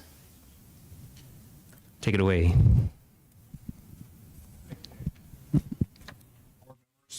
Dr. Monroe, good to see you, Clyde. Thank you for having us back in. This is the same project that we spoke of before, and we're going to go through it on what we have for what we would call a final project after getting all the data in, as we discussed last time. I'm looking at it, so if you want to start or I guess I can do it here, huh? Arrows? Yes. All right, so we're going to tell you a little bit about who we are so you know. I know you guys had some information delivered to you before the board meeting, so I'm sure you looked it over and asked questions, but please ask questions as we go if you want to. That's perfectly fine. We're going to go through what we did here at your district to look at everything, the district assessment that was done here, which is the audit of looking at everything, and then the path forward. So we are a homegrown Arizona company. We are actually in 38 states at this point in time, but we started here and we have grown from this. Our corporate offices are here, so this is an area that we understand very, very well. 99% of the work that we do in this state is K-12 work. So we're very experienced at looking at the facilities that you guys have and what your goals and needs are in them for saving energy. So we have achieved over 450 million in energy savings. We've done over 500 individual building projects. We have 3 Arizona offices here. Most of our staff that we do is here. We perform the majority of all our work here. In your particular case, I believe it would be all of it that we would do. So, and I guess it goes to the next one. 95% of the work is done in-house. This is a list of school districts that we've done work with. We've done over 70, almost 80 energy performance contracts, is what we're talking about here tonight. Plus we do direct projects with school districts. So a lot of times they'll call us and they need mechanical or they need electrical or plumbing or piping or whatever the case may be. But we're very proud of the history that we have here. We have a very good reputation with the schools, and I'm sure if you guys have reached out to any of your peers, great idea, and I would, encourage you to do so, but our feedback is always very, very good. We take a lot of pride in that. So the vision in what we wanted to do here and the goals and the priorities we wanted to put in place for focal points on looking at your schools. So student success, you want to have the correct environment for your students. Safety and health. Building needs, long-term partnership. So when we do one of these projects, we actually monitor it and work with your staff continuously over the term of the payback on the units. So we're pretty entwined in going forward. We do operate underneath a statute, so part of that is statute driven, but the other part is that when you do these, just want to make sure everybody is trained, doing what they're supposed to, and that we're really getting all we can out of each project we do. Effective operation systems, we worked a lot with Bob Young and his team on looking at everything, going through everything, on how they like to run the buildings and where they see deficiencies. Federal incentives, can we find money for this project so you don't have to pay any money for it? Utilizing existing project budget, utilizes your existing utility budget. So that's what this is designed to do, is reduce your utility costs and use that money for the project. So that is by statute, and we have to adhere to that statute. Zero impact to taxpayers. So this is not like we go out and we ask for a bond and we say, all right, we're going to increase your property taxes so you pay for this. That is not the case here. Per statute, we actually have to guarantee what happens annually so that you have a net neutral project, which means that we've reduced that budget area so that it can pay for this project. So surveyed, LED lighting, HVAC, control systems, which is what runs your buildings for temperature, sometimes lighting, ventilation, which is how much fresh air comes into a space, facilities integration, which is how you run each area of facilities, building envelope, which would be like, window glazing, insulation, door seals, things of that nature. Water conservation, which is valves, new china, urinals, things along those lines, and solar covered parking.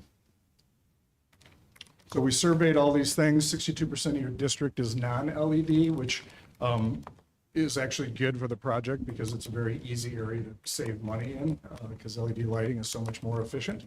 So that left a lot of room there for us. You have 151 units in your district that are past or near their useful life. Facilities is doing a really good job of keeping them up. It's not uncommon. We see this a lot in Arizona schools. It's not like you're endlessly funded, so it's good to have a good facilities team out there working on them. We looked at demand control ventilations. Mostly, I think in your case, humidity. You have humidity issues that come when monsoons come in, so that creates some problems that need to be corrected. You have an outdated control system that runs your buildings. Your building envelope has many areas that we can take advantage of that we would consider low-hanging fruit, which means that it saves money very quickly. Water usage, 30 to 50% higher than normal. That's not uncommon either, because the diaphragms that were used back in the day, they stretch out, they need to be replaced. So that's not uncommon to see. And then solar, we looked at all your sites for solar, and when I say sites, you actually kind of mean meter. Solar attaches to a meter. So we look at each one of your meters and what the load is on them, and then we calculate for, does it make economic sense for you actually to have solar producing energy for you at that meter? Sometimes it does not, which means it didn't pay for itself. So how we funded the improvements, as I discussed before, your annual utility bill now is a little over $1 million. Your new bill after a project is going to be about $560,000. So the first year savings on it would be a little over $460,000.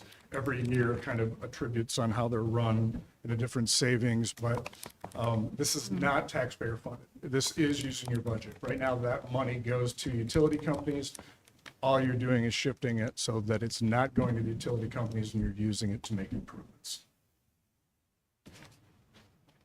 The project that we have, all the data is in on it. You're looking at a project that's a little over $10,800,000, showing the first year savings again. You've got incentives that we can get so that we would be money coming in from federal sources or rebate sources to the project of over $970,000.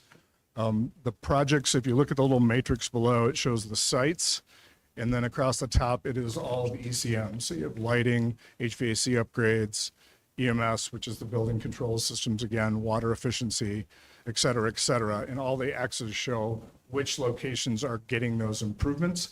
The reason that there isn't X's in all the boxes is just because it doesn't make economic sense in the places where there's not, or things have already been improved at that site in that area, and there's no reason to take the new improvements out and put new ones in. That would be wasting money.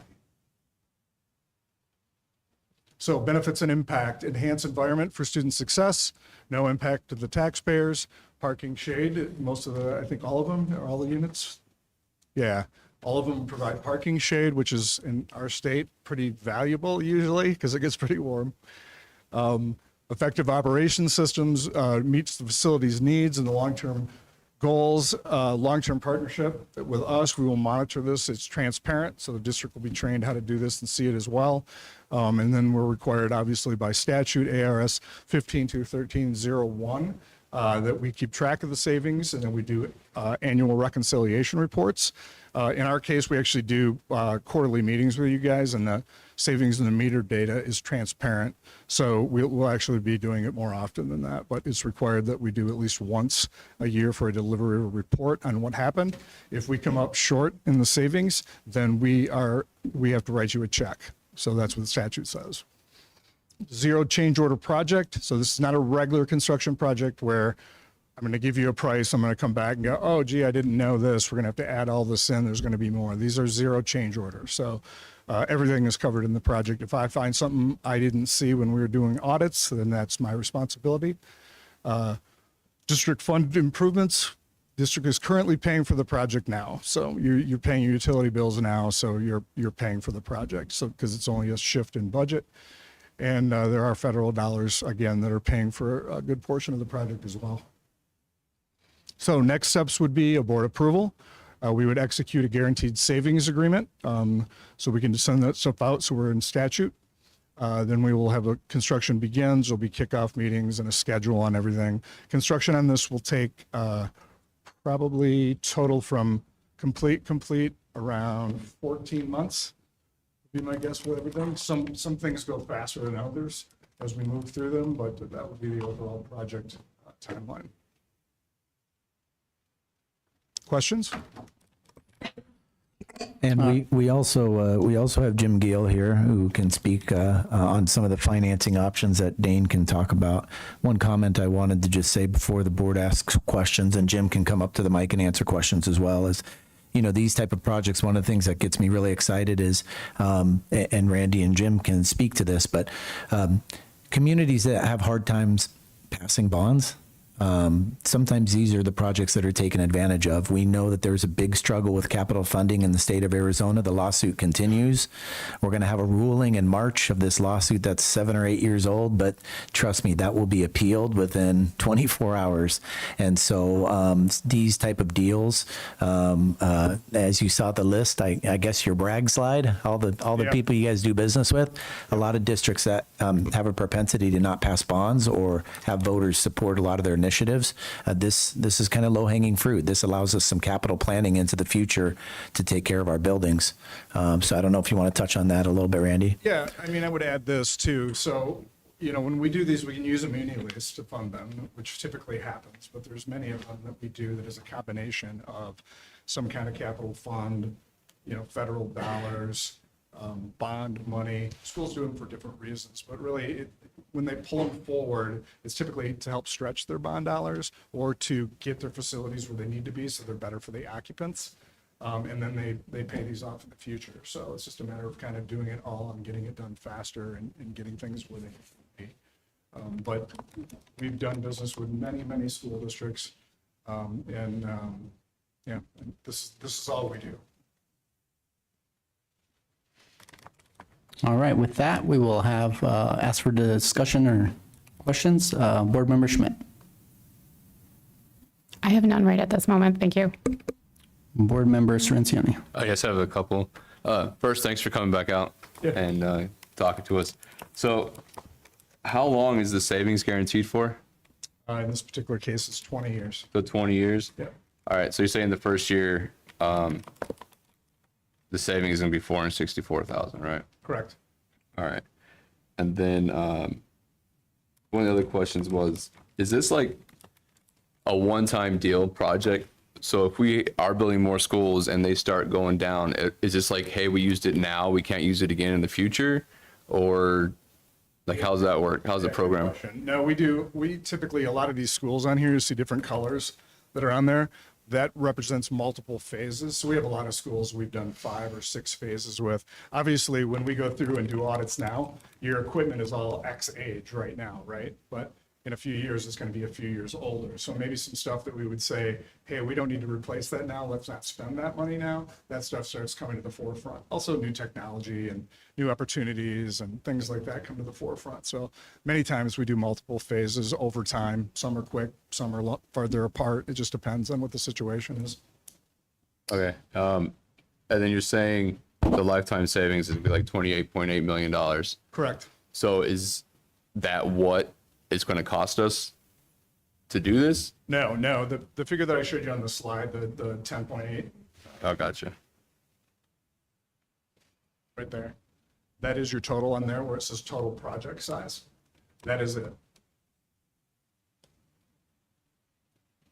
So we would finance out, and that's kind of what we're talking about. Jim can comment on it, and Dane can comment on it, to be able to pay that 10.8 with the idea that the savings would be 28 million. Okay. Yeah, so that is being carried by Muni Lease in this particular case. And then we work together with the lender and we show them what the annual savings is per each year. And then they design a lending program that basically lies right with that savings per year. And then we guarantee it. That way, every year, you know that the amount of that lease payment is guaranteed. Another piece of this is we don't use all the savings that we find because I actually don't want to write you a check. I would rather say, hey, you oversaved, which is kind of what we gear these towards. So typically you see anywhere from 10 to 20%, depending on school involvement, of higher savings on those, but they are structured to meet right with those. So it's matched. So to be blunt, it sounds like a really good thing. So like, what's the catch? Yeah, there honestly Bob isn't a today. catch. I mean, these were designed, a lot of people say that, right? Oh, it's too good to be true, but it's not. I mean, it would be too good to be true if the state just funded you and you paid cash for everything, you didn't have to worry about it, right? But it's not. This is just a project that it's a budget shift. It's a way for you to go, hey, the other side of this coin without us getting funded is we're paying way too much for utility costs. And can we reduce that so that we can drive that money into our classrooms as well? So there is no catch. That almost every state, I think actually every state, has a statute similar to the one in Arizona for these types of projects. Some have been doing it for a very long time. Northeastern states have been doing this for forever. Arizona came out with it in 2009, 10? Yeah. And then they did a revision in 2012. We don't write these statutes. Everybody backing you guys writes these statutes. So they're meant to be to your advantage. They're meant to be no skin off your nose, another way for you to improve your buildings. Thank you. And Jim, maybe you can step up to the mic and just add a comment too. And Clyde, I know you've worked with a lot of districts too. Maybe you could just so the board makes informed decisions here. Yeah, members of the board, Jim Giel with Gus Rosenfeld. So by way of introduction, I am your bond counsel, your election counsel. So I know it's a fairly new board, but I've been representing Liberty L for 15, 16 years in that capacity. What's here before you tonight, this energy savings contract, this lease financing, I also do for many districts. So the districts that Randy showed you, I probably worked on 3/4 of those around the state. So I have my primary representation is K-12 districts doing, again, bond work, but also this kind of lease financing. So the question about what's the catch? Yeah, I really haven't identified one. My school clients have been very happy with this structure. Primarily, they do it with Verigy, and primarily they do it with a handful of lenders that are very active in this space. In this case, Bank of America has expressed an interest in doing this lease financing at a very attractive interest rate, a tax-exempt interest rate of approximately 4.2%. So that's all good. You'll finance it out for 20 years. And again, as Randy mentioned a couple times, it's all structured so that your savings are designed to match those lease payments, so that, you know, the money you're already spending is going to go to pay this lease payment. Board Member Zimmerman. Thank you so much. I just want to, say that I met with Mr. Bolden and Mr. Young earlier this morning to make sure that I could wrap my head around it, because it did almost sound too good to be true too. And so I was trying to find, what it exactly meant. So I just kind of want to, give a little bit more of how I would explain it so that the public understands, is that basically, as I understand it, the district is taking out a loan, and we're going to pay it to Verigy, and they are going to do the upgrades in 14 months. And so that then we take that energy savings of, around 500,000, and then we pay the lease, so that we're taking the money that we already use for energy that we're only going to now have to pay half, and now we're just paying for the improvements that happen all at once. And, one of the things that we talked about was, it doesn't include our new schools. So obviously we're going to build a new school now. We're, hopefully school 9. In 20 years, who knows what the district will look like. But that those are not included. But hopefully that we're installing these energy savings in those schools. So inevitably, our utility payments will go up, but the savings to pay for the lease payment will remain the same for 20 years. And that the interest is included in the payment. Okay. And it's a fixed rate upfront. And I did ask Dane today, and again, I'm just trying to be transparent about what we talked about, is that, if for some reason in 20 years, if there's a lower interest rate, if we could refinance, and, that seemed to be an option. And then the other thing I asked Bob about, to make sure that, because installing new, HVAC or whatever, would we still be able to submit things to the FSB, when they're going out, 15 years from now? And he said, yes, that there is that partnership as well. So I just wanted to make sure that didn't, mess us up by doing this. So. Two great questions, great insight. So the buildings that we're doing HVAC at are actually the ones that were bond funded that the SFB kind of poo-poos you on, right? Because they didn't build them. So when we sat down and went through everything with Bob, he was like, hey, these areas I can go SFB. He did say that. These area I cannot. So that's really what we focused on. Perfect. And he also said, just in general, that, he's going to continue to, because, we're not going to be replacing 151 air conditioning units, that he's going to continue to work with FSB to try to replace those that aren't part of this project. So. Ms. Zimmerman, are you done? I think so. Okay. Looks like Brian Randy has more. I did. So you brought up a good, reminded me of something. The 14 months construction. So if we take the loan out, are we paying interest during that 14 months, or do we start paying once construction's done? Yeah, as soon as the loan goes out, you're paying interest on it. But remember, per statute, I have to cover the cost of the loan. So we've already taken that into account in everything that we're doing. So I love low interest rates because that means I can put more stuff in schools. In this particular case, it's a good interest rate. So we're fair, but great point on like if they drop, you can refinance them because you can. It's a good move. But yeah, all that's taken into account on them. Can I add?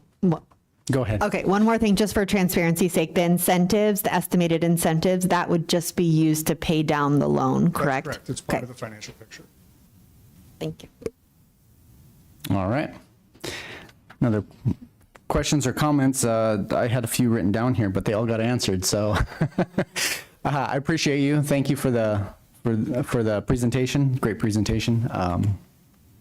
And if there's nothing else, then I guess we will go ahead and take a vote. So can I ask for a motion? Motion to approve the Verigy Energy Savings Project in the amount of $10.6 million. And second? Second. All right, let's vote. So Board Member Schmidt? Aye. Board Member Cirincione? Aye. Board Member Zimmerman? Aye. And I will also be an aye, shows that approves 4-0. Thank you. All right. We will go ahead and move to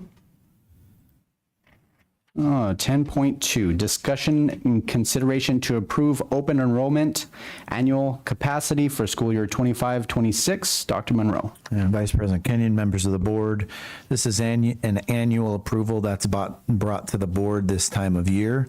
By statute, we need to post so parents understand where we're accepting open enrollment for next year based on current numbers that roll up.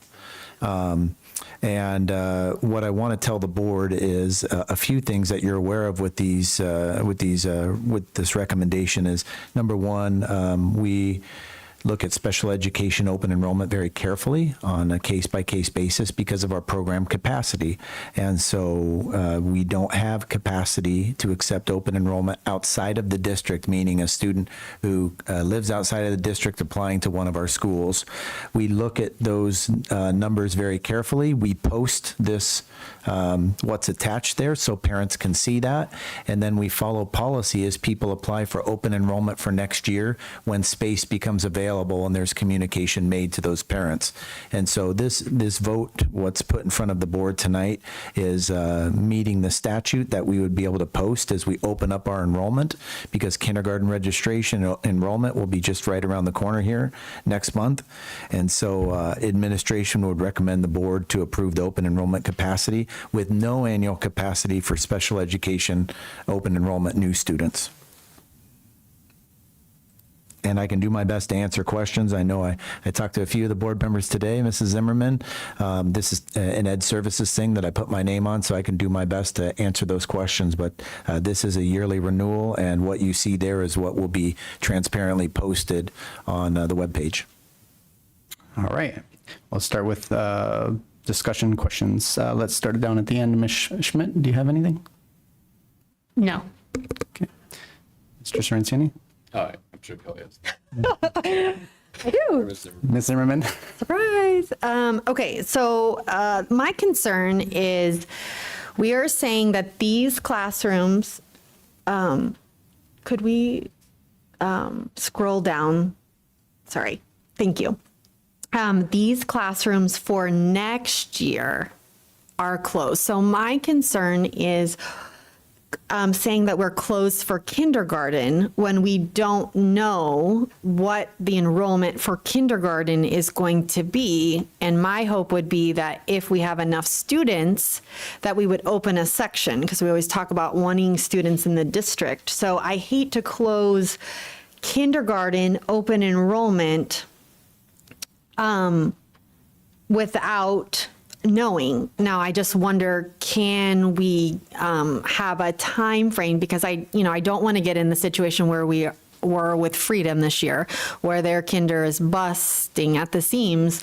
And I don't want to put, teachers or kids in that position again.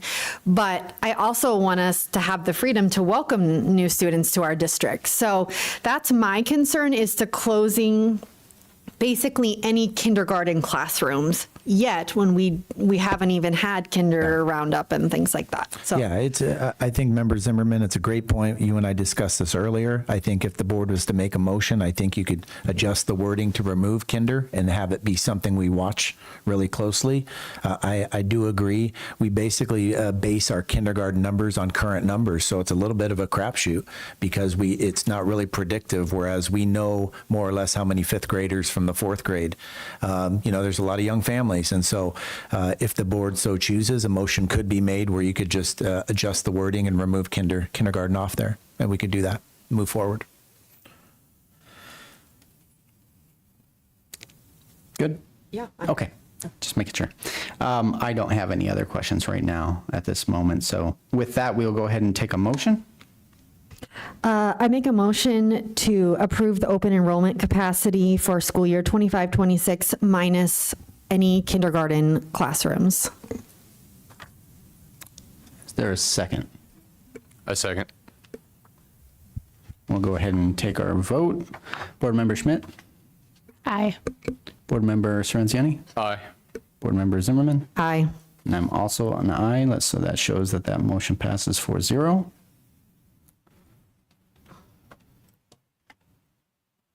We'll move to item 10.3. Discussion consideration to approve employee work calendars for school year 25-26. Dr. Mahorn. Thank you, Vice President Kenyon, board members.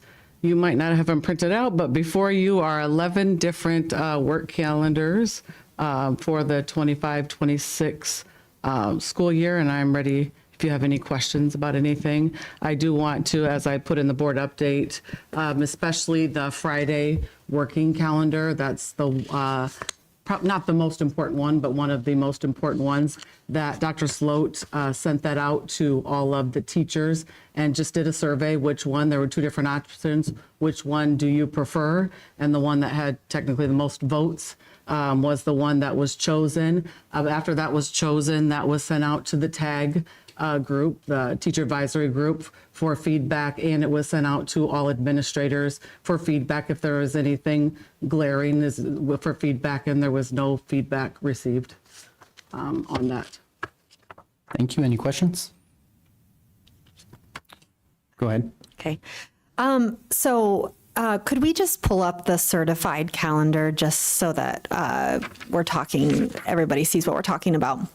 So when I looked at this, my concern is there are no work Fridays in April. And my concern really is for administrators in that as they are, doing testing, preparing their teachers to test, and, we went a little bit further and realized that Good Friday is the 3rd, so that, wouldn't be appropriate. But if you look at the calendar, it's, they're with their staff March 27th, which, they could train for testing that, it's later in March for sure.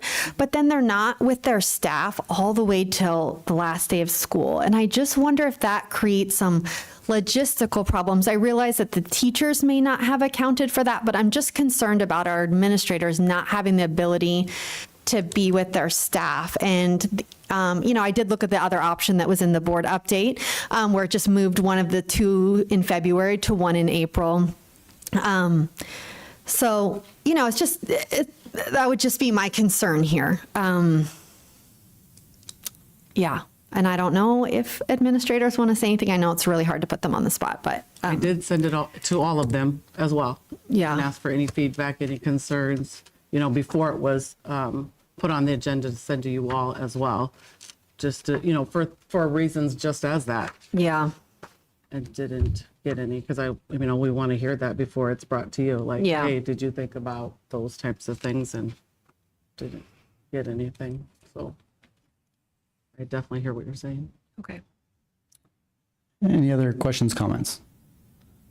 Okay, just to clarify, typically when we're looking at the new calendars for the next school year, we double check with Buckeye Yes, and we the talk high about schools and try to, as closely as we can. Of course, it can't be Right. exact. Yeah. And remember, Vice President Kenyon, that these are work calendars, so it's not necessarily the school calendar, but it's when are the like our different employee- positions when they work. And so look at the top. typically we do look at those other districts and make sure there's some market comparison. Yep. okay. Very good. Well, thank you for sending out the teacher survey and, with the tag team and all that, because that means a lot, especially when the teachers have input on what they're going to be working next year. So with that, we will go ahead and take a motion.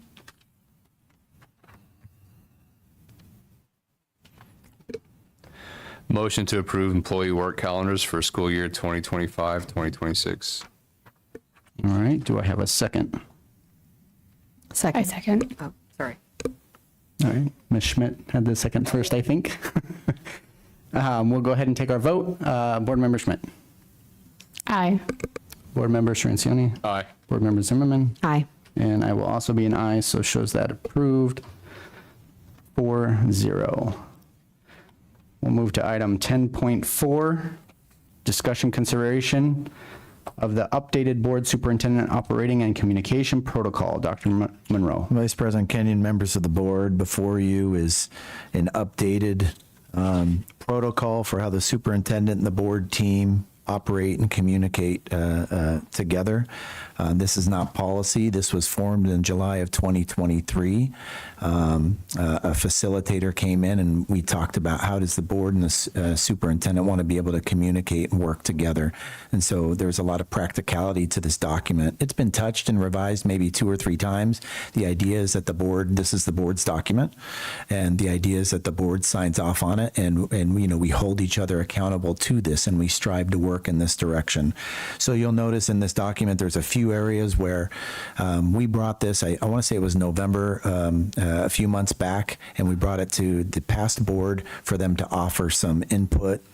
Vice President Kenyon, you had some, Member Bixler did, I think President Parks may have.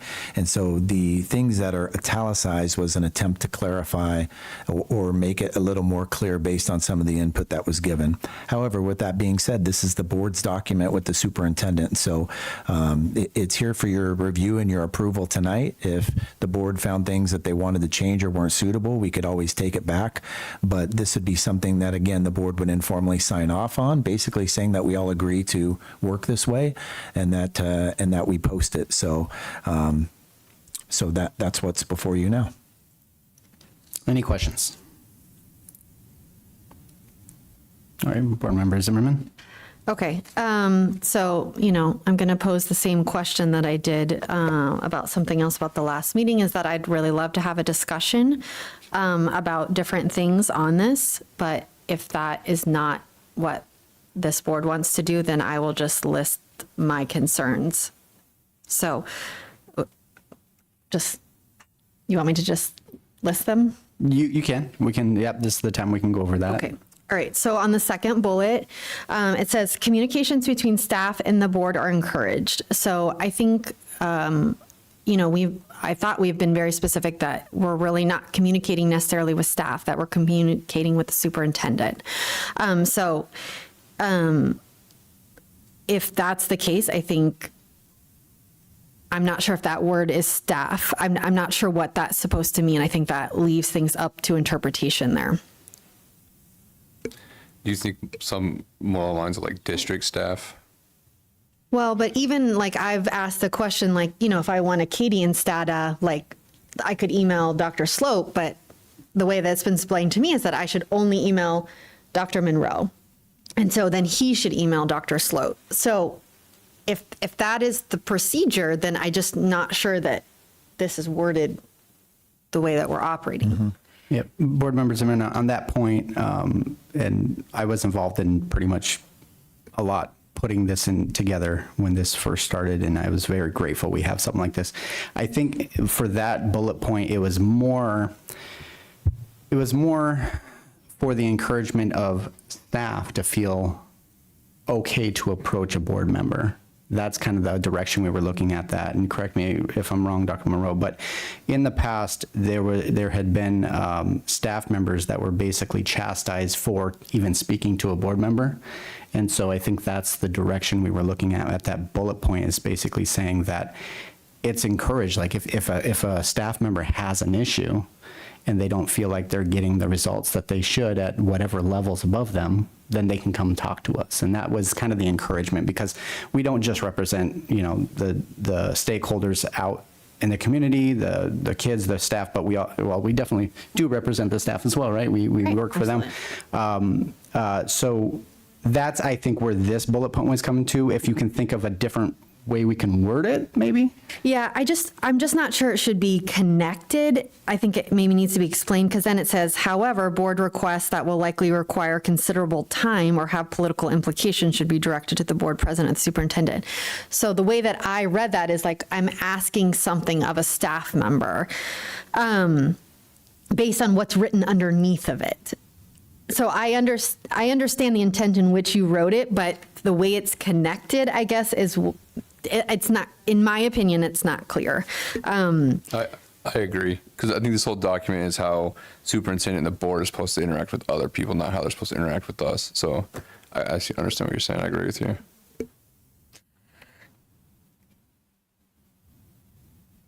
So, Dr. Monroe, would that be something we can break into 2 bullet points and possibly have a little more clarification there? Yeah, I mean, certainly. And again, we can go through other concerns that Member Zimmerman has or others. And again, this is our document, so there's no rush. If it's not done tonight, we want to get it right. We want to have some clarity. And if these things are ambiguous or vague, this is the opportunity to make sure it's clear. So I'll make a note there. And again, we'll take our best stab at it, kind of hearing your discussion and bring it back. But I mean, you can continue with your feedback. We will do what the board wants. We just want to have clarity in our relationship. Right. Okay, so then I'm just counting bullets so people can follow. 1, 2, 3. So 7th bullet, the board will address its behavior by a yearly evaluation and by addressing itself to any individual problems such as poor meeting attendance, leaks of confidential information. Is the intent that this is only handled at a yearly self-evaluation? Is that the idea of that? Well, I think and I'm not sure if the board previous to me did a yearly self-evaluation, but I know it's kind of been recommended in policy. But at a minimum, I think it's once a year. I think it's not to say it can't be addressed, Member Zimmerman, at a different time, but I know that there's a formal time, and Mrs. Castellanos mentioned it, and we'll probably do it in about 6 months where we kind of just evaluate ourselves as a board and how we're doing. So I guess we could clarify the wording to say at a minimum of once a year, but it's not to say it can't be brought up or made as an agenda item or something like that. Okay. But I think, formally as a superintendent, at a minimum, I think it's great where we have a formal opportunity every year to say, hey, how are we doing as a board? Let's rank it, let's rate it. But I think that doesn't prohibit us from making it agenda item or talking at other times about it. Okay. And then 2 2 bullet points down. So this is talking about, it's talking about no surprises, which I understand, but at the end it says that we agree to ask the board president or the superintendent to place an item on the agenda instead of bringing it up unexpectedly at a meeting. But then on the second page, it says when requesting a future item that we should request it at the meeting. So I feel like those are in conflict. And I personally, for transparency purposes, believe that we should be requesting agenda items in the public and not in an email, because then the only person that's seeing that is the board president. So that's my personal opinion, but I feel like these 2 statements, it's at the bottom of the second page, are in conflict. Yeah, that's a good catch. I appreciate that catch. Yeah, we can certainly clarify that so it's not contradicting each other. Yeah, the clarification there, is that first bullet point you were talking about is not surprise. We ask sorry, I'm going to read it. We agreed to ask the board president or the superintendent to place an item on the agenda instead of bringing it up unexpectedly at the meeting. So maybe that needs to be at the meeting prior to that specific agenda item, because we do this every meeting, right? At the end of the meeting, we do ask, what agenda topics would you guys like to discuss? So that has been happening in the meetings. And so I think that just clarifying, basically throughout the meeting, we just don't say, oh yeah, we want to talk about that later. Oh yeah, we want to talk without the order, because obviously this is all ran in order. So we do need to bring it up at the meeting at the right spot. Yeah, the way that I read the bullet point on the first page is that we're emailing the request. And I just think it should be done in public. Yeah, I would think, and I could see where you would think that. It doesn't say email, but I agree with what you said, but we could almost scratch that sentence and just go with the one on the second page. That's what I was going to say, just That was remove added. that first bullet you brought up. And just. And while we're talking about requesting agenda items, one of the things that I would like to see is like a Google Doc where we can see the agenda items that have been requested by the different board members and when they're going to appear on the meeting, so that we're Ms. holding. Zimmerman, we gotta make sure we stay on topic. Okay. We could write it down. We can talk about that when we get to that point. Thank you. All right, what else do you have? Okay, on the second page, at the first bullet point, it says we have agreed to avoid words and actions that create a negative impression on an individual, the board, or the district. I personally think that's very subjective. And I think what I consider to create a negative impression may not be what somebody else seems to create a negative impression. And I just think I want to make sure that we're not saying things or not being transparent just because we don't want to create a negative impression. And again, to whose definition is a negative impression? Do you have some wording recommendation on that you would think? I think you could create something along this lines, and I'm not sure if I saw it in here, but about, just once an item passes, that you support the consensus. But the work in which you come to the consensus and what you bring forward, I think as a board member, you have a right to bring forward and to, have your opinion, whether that somebody believes creates a negative impression or not.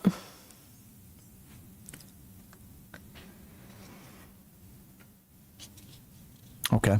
I'm pretty sure that is in there. I was just scanning to see if I could find it. Okay. Okay. Point understood. And then the next two bullet points is talking about, long meetings, kind of almost, it feels like it's saying avoid discussion, and it doesn't say that, but that's the tone that I personally take from that. And I think it's really important that what I understand as a board member is that we come in with information, but we are given information in the board meeting, and we as a board should have a discussion and come to a consensus. And so I just want to be careful that we are not, it says board meetings are for decision-making, action, votes, not endless discussion. And agree to move the question when the discussion is repetitive. I just want to make sure that we're encouraging discussion. I think it's important. And I think it's really important for us to listen to the other board members' perspectives. And so if the idea is always just like, well, we got to vote, that's just how I read this. So. Ms. Zimmerman, on that one, I'll just say it's here because of past issues. I don't think we've ever discouraged discussion if it's wanted. I think this has been a pretty transparent board, and it's been a very lively board at times. But I think the intent on this at the beginning of that bullet is to be efficient and effective. And so that was the meaning behind this, is just in the past, there's been problems where somebody has like a number of pages that they want to read on every item, and it's just almost like grandstanding. So if there's a lively discussion, that's to be expected and hopeful, that happens, because exactly like you said, if we can come to a consensus on something, that's because of that discussion, that's what we're here for, and that's why we're here. But we don't want it just to be over and over and over, because at some point, the board president does have to, or whoever is running the meeting does have to say, okay, it's time to move on. Because that has been an issue in the past, and that's why it made it into this document. So I don't necessarily feel that this is pushing us not to have discussion, but just making sure that we're all aware of what could potentially just drag out a meeting. I don't know if there's... Could I just add that you could have, and there is a way where an individual board member, if it's dragging out, they would just say call for the question. And then if they get a second on that call for the question, there would be a vote to discontinue discussion and have the vote on that particular matter. So that would just be a procedural way you can deal with the same issue. Right, and so this just being our document going back and forth between the superintendent and within the board, just kind of that is what we're kind of stating, is that if it just continues, we can just say, move the question or call for the question. And I don't know if the correct term probably is call the question, correct? Right, that's the correct term. In here, we have move the question. Either one would work. Yeah, and I can play with the wording a little bit, because I don't want it to have the feel of we're discouraging discussion. So let me just play with the words a little bit. So it's not like we're saying, let's not discuss, let's just get this meeting over with. So we don't want to have that, but that's a nice tool as well. If there is a board member that is guilty of doing that. That's always in there under Robert's Rules of Order. Okay. Okay. And then the next bullet point, the superintendent will ensure that supporting information required for informed decision-making is provided to the board at least 3 days prior to the meeting. I think that I'm trying to be cautious, but I think the agenda needs to be available earlier. And I don't know if that's part of the operating procedure, so that because of where the board meeting currently falls on a Monday, and it's before a weekend, I feel like I'm scrambling, and you're scrambling to try to get all the answers, and Yeah, I think we can pick that up here in a few minutes when we get to that agenda item, but I kind of know what you're leaning on. Yeah. Okay. And again, I want to make sure you guys you guys are very busy. You get the information in a timely manner, and sometimes I'm emailing answers at 2:00, before the board meeting, 2 hours before. So, but yeah, I think we can pick that up here in just a few minutes to talk about that. Okay. Any more? Oh, okay. So I'm on page 4 now. I just want to highlight something under personnel. It just says that the school board establishes the criteria. And so I just wanted to point that out. And then on the second page, page 5. So this is now the communication standards. The superintendent will communicate with the governing boards as quickly as possible within a 24-hour period.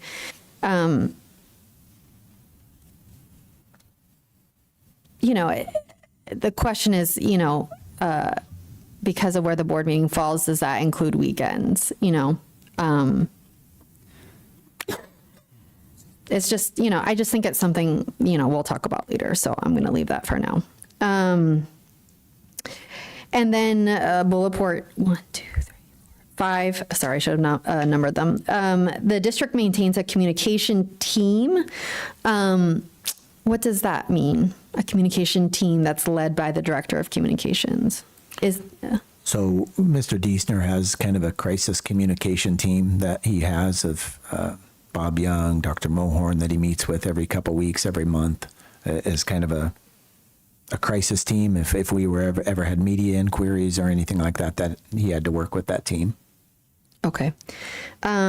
Second to last bullet, where it says that the governing board president and the superintendent meet each prior to each board meeting to establish the meeting agenda and weekly to discuss school district issues to be addressed. So my concern here is that, no one board member has more power than the other. And so if you're discussing district issues that need to be addressed with the board president, should there be like a summary that's sent to the other board members about what things were discussed? I just want to make sure that we're all getting the same information, I guess, is. I agree, and maybe there's some clarifying language there that has to do with like agenda issues or agenda request issues that can go on. So we could clarify that language. So if a board member asks for an agenda, you know, we can talk to the board president when it's feasible for us to bring that forward to a board meeting. So maybe that's the clarifying language that we have there.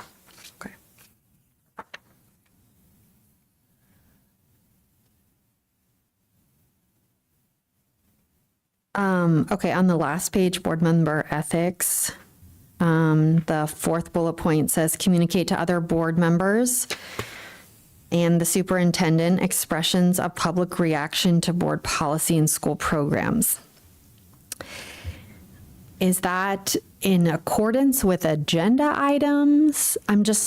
How does that occur specifically to other board members? How are we communicating to other board members without breaking open meeting law, expressions of public reaction to board policies? Yeah, we'll work on that language. This was some Dr. Schuff language that I used, but we'll work on it and make sure that it has some clarity. Was this, if I could, did this have, I mean, is this what we would consider our weekly update? I'm not sure. I don't think so, but what Member Zimmerman is saying is, like, with regards to the open meeting law, board members communicating with each other, we certainly don't, we want to be careful of that, right? We want to be careful that we're not promoting something that's in violation of an open meeting law. Mm-hmm. So I'm just trying to wrap my head around how it's read right now. My question about it is if it's already a board policy or school programs, we already voted on it, right? So it's no longer an agenda item. But correct? It possibly could be, depending on what if we bring it back up. Well, and again, if this just has to be straight up removed, we could do it if we're not sure the intent of the sentence. So let me take that back and give it a try and see. That way there's no question.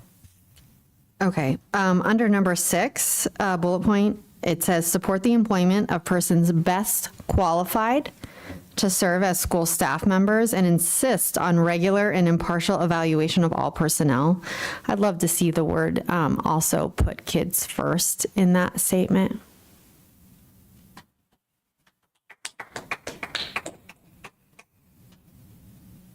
And, okay, sorry, I didn't know if you were gonna. No, that's okay. Okay.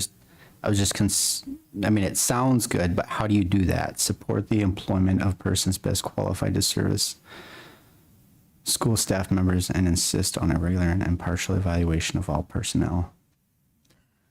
And put kids first, I mean. Yeah, we can put I'd it in have there. to play with it. Yeah, I'm just trying to think of how that would look in there, but maybe Dr. Monroe, you can kind of look at that and see. Got it. Do a little wordsmithing.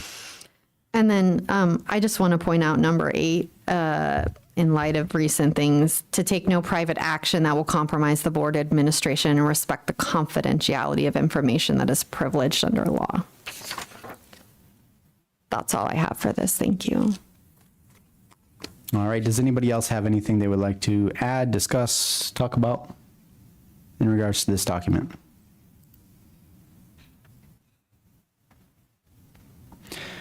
Not hearing anything, let's go ahead and take a motion, or would we like to just say table it, work on this and bring it back? Sure. Yeah, we can do that, right? They can just give me direction to bring that back. Do we need to make a motion though to table it because it's Table it, yeah. it's an action item? Okay, I make a motion to table 10.4. Do I have a second? Second. All right, let's vote. Board Member Schmidt, Aye. Board Member Sorrentioni, Aye. Board Member Zimmerman, Aye. and I'm also an aye, so that shows that it approves 4-0. Moving to 10.5, discussion consideration to approve IGA for the use of Tyler Technologies School ERP, ERP Pro. And this is for Dane Bolden. Vice President Kenyon, members of the board, this is an intergovernmental agreement between Maricopa County, Tyler Technologies, and LESD for the usage of our accounting software, which is School ERP Pro, formerly known as Visions.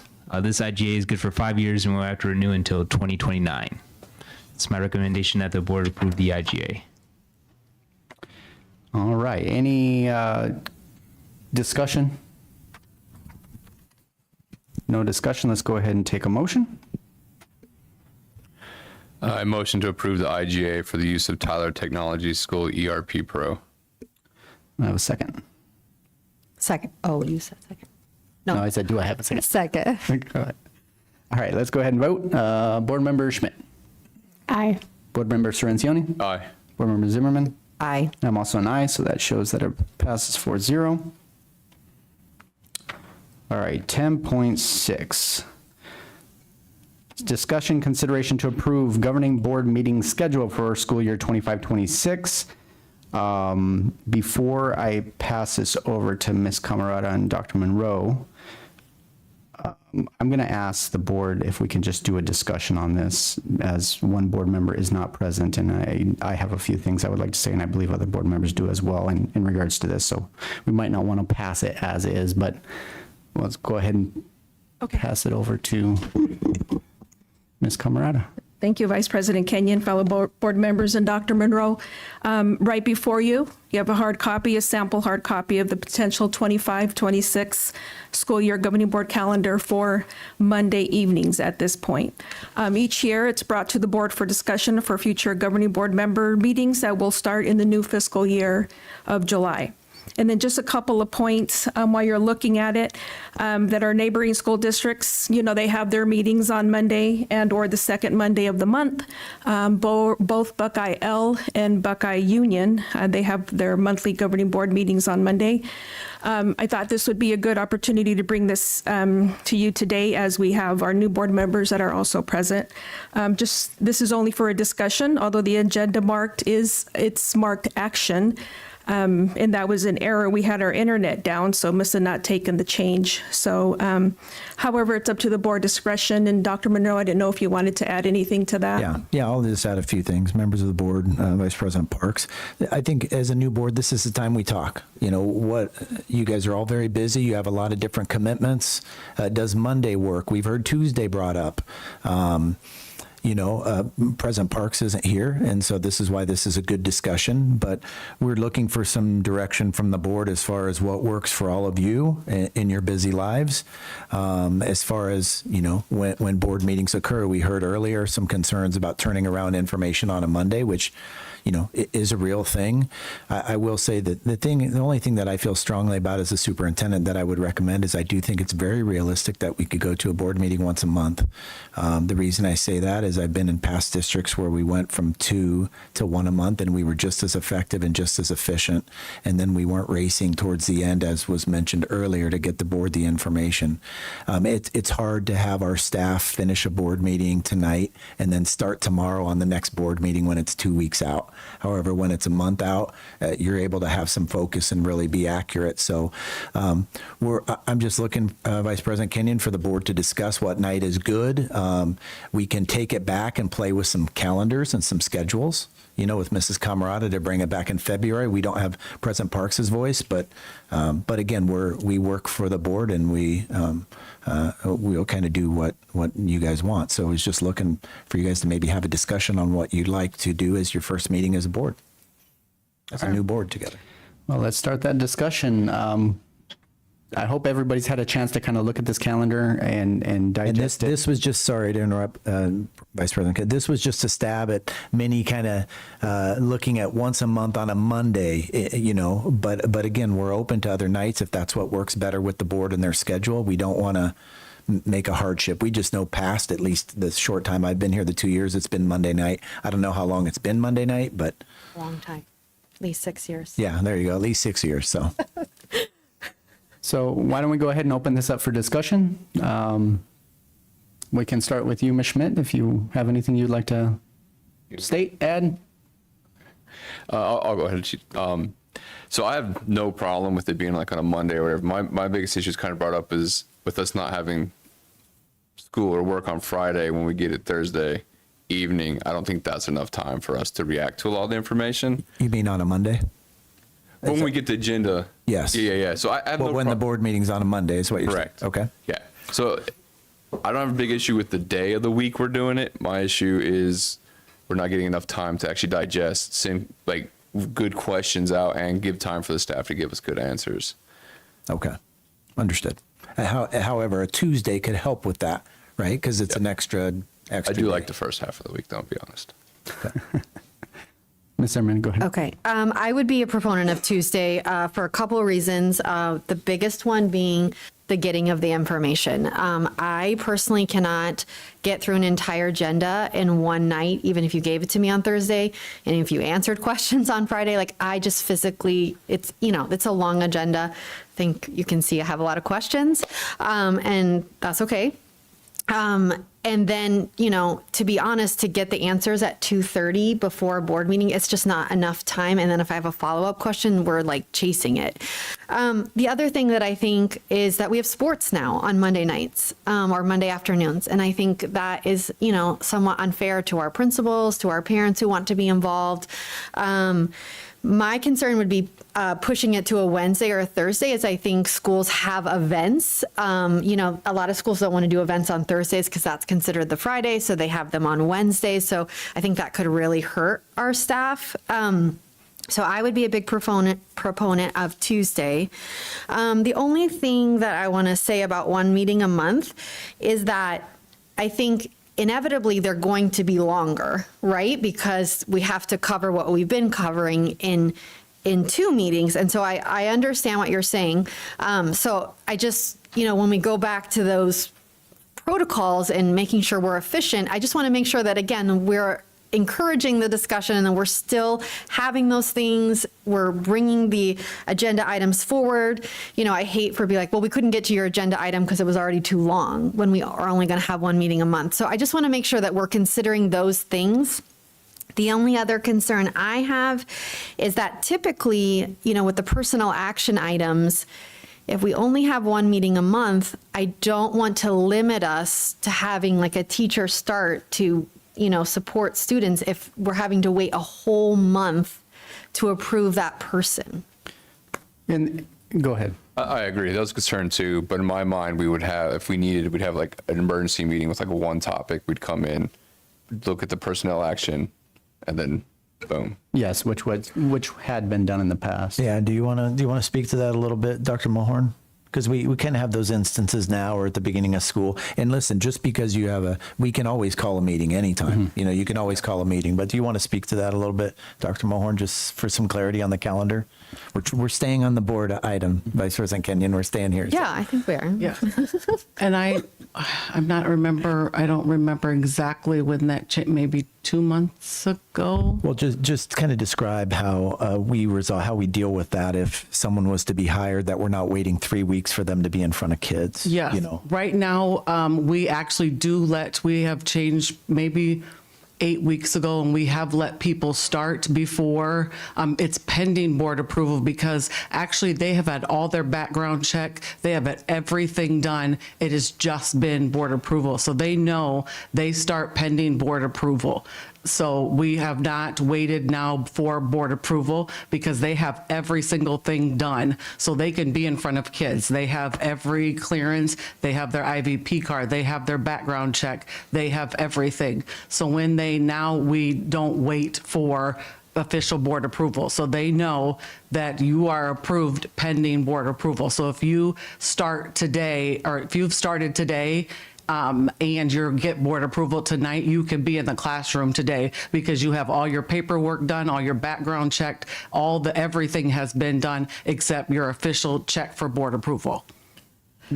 So we have done that so we don't have to wait, because before we were having meetings like every 2 days. Wait, can we get this teacher on? Can we get this teacher on? Especially like in July, right? With new teacher orientation, that was killing us when we were hiring. And then 2 days later we were hiring, and then we were hiring, trying to get teachers on. But we always make sure we have every single piece of paperwork done, all the fingerprints, all the background checks, every single thing is completed. There's not one single thing that's not completed. And I am okay with that. I would defer to Mr. Kenyon and Mr. Parks, because that was something in the past that I believe that you guys weren't comfortable with.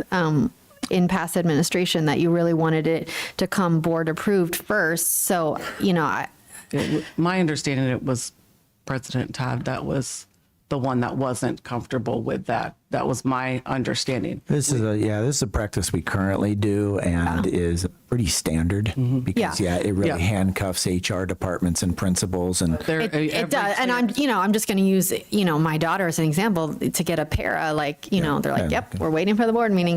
That's what we don't want, but every clearance, every paperwork, every background check, everything is clear. It's just that final board approved. That is the only thing. So there's no step that we skip. I would just ask maybe that, administrators and above would come to board approval before the start date.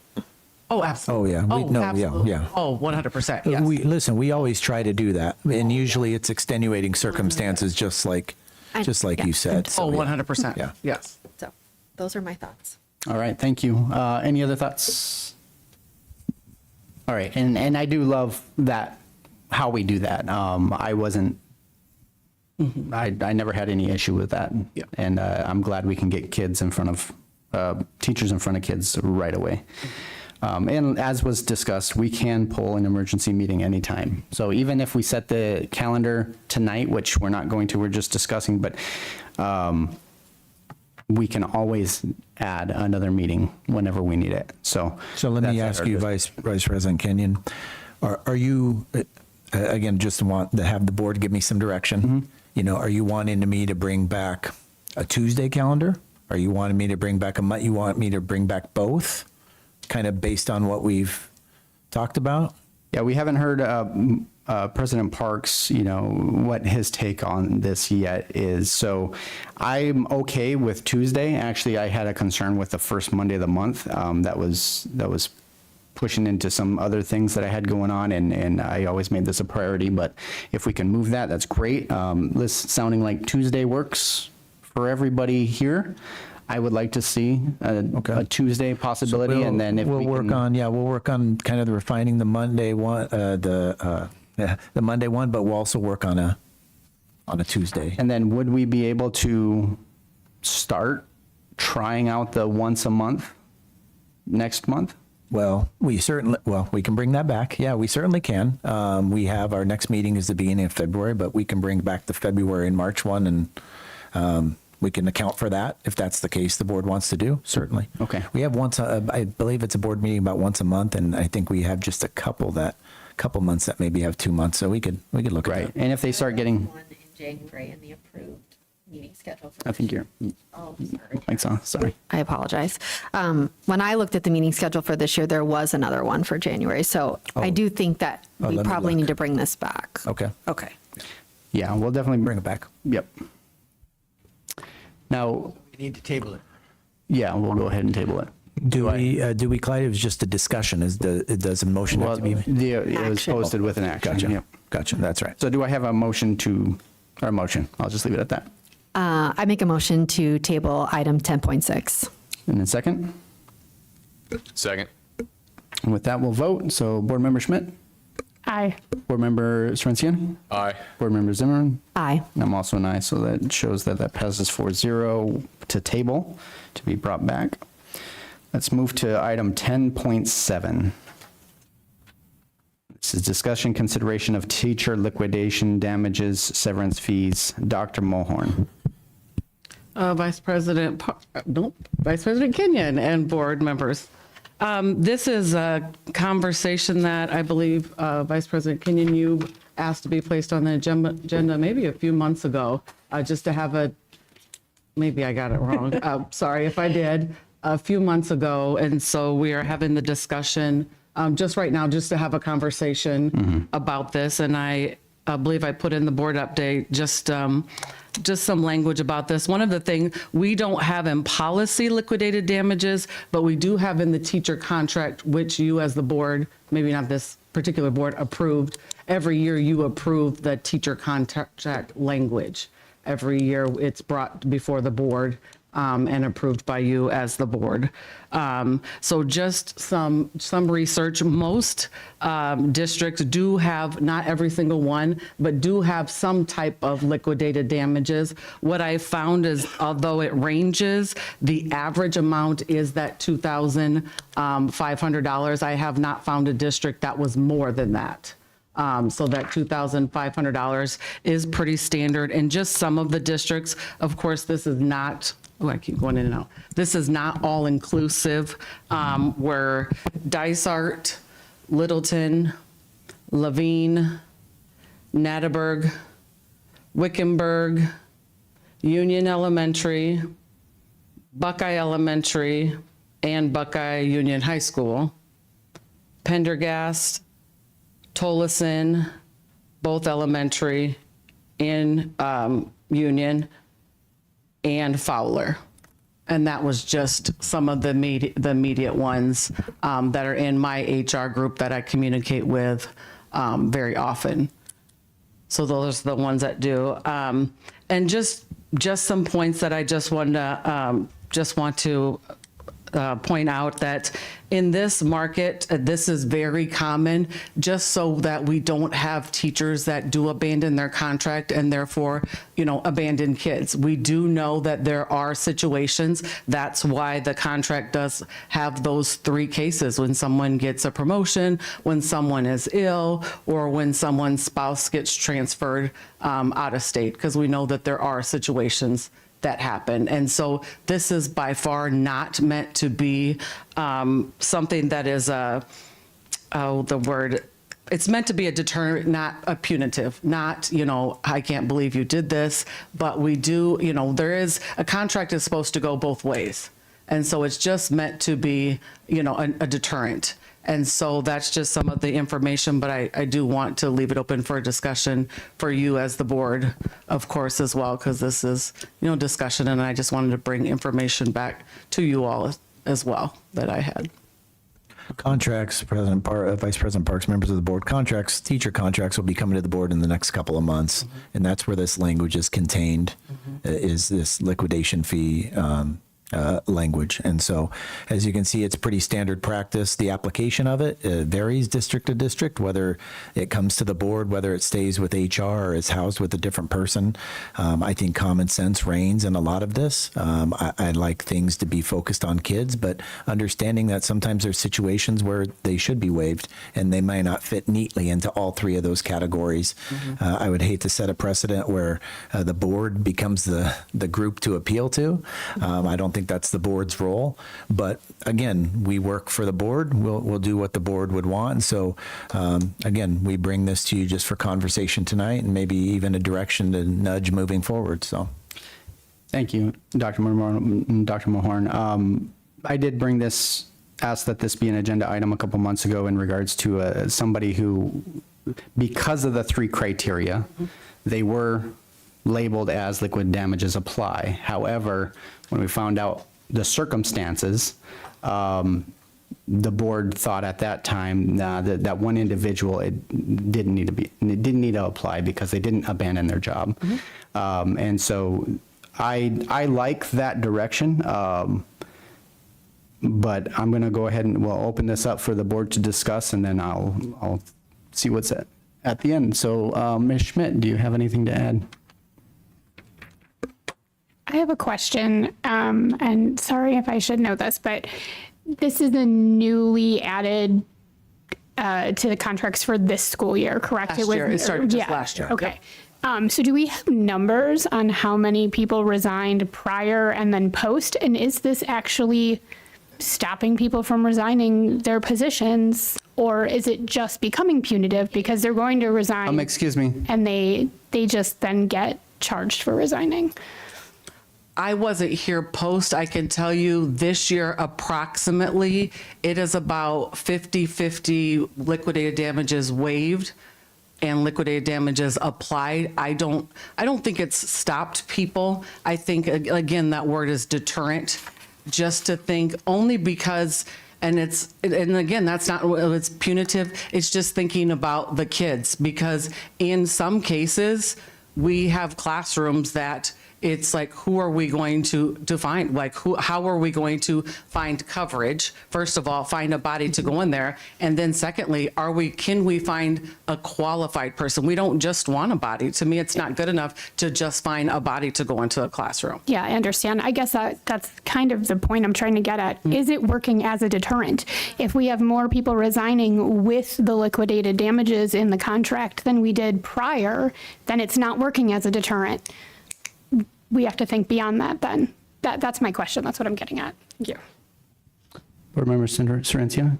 That's a great question. One of the other questions I had was, did we set this up so teachers wouldn't like accept a job here as a placeholder and then find a job better somewhere else?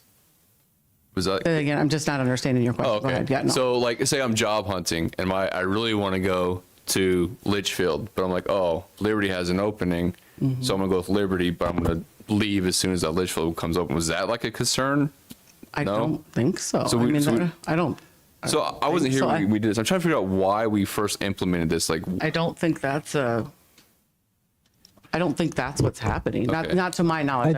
I think the idea behind it was trying to deter people from ending their contract early, from walking out on kids. Right now, has that been the intended result?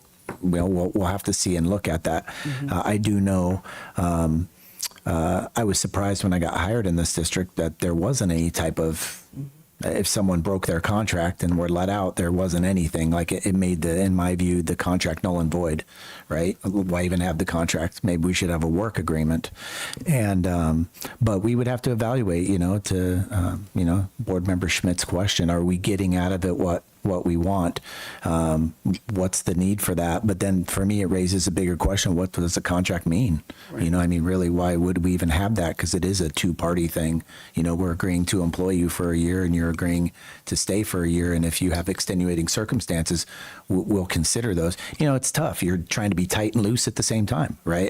It's just a challenge. So I think it came as, a deterrent. Let's try to deter people from leaving. Stay to the end. Don't give up on kids. You signed a contract. You gave us your word, and stick around. But life happens, life happens. And that's the hard thing, how we try to be understanding with people.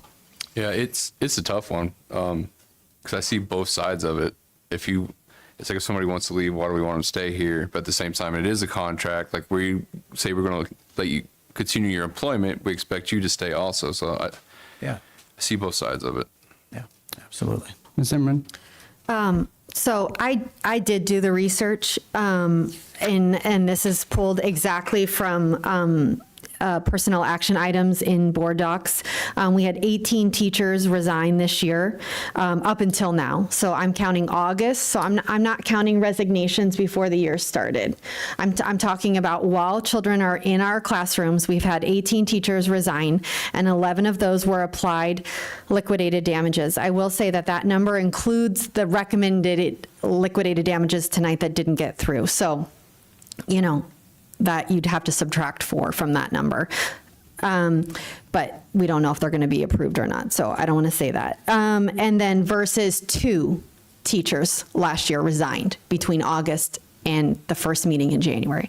So to me, it shows that it has not been effective. And so I think the bigger question for the district is, what is the difference? Why are people willing to pay $2,500 to get out of their contract?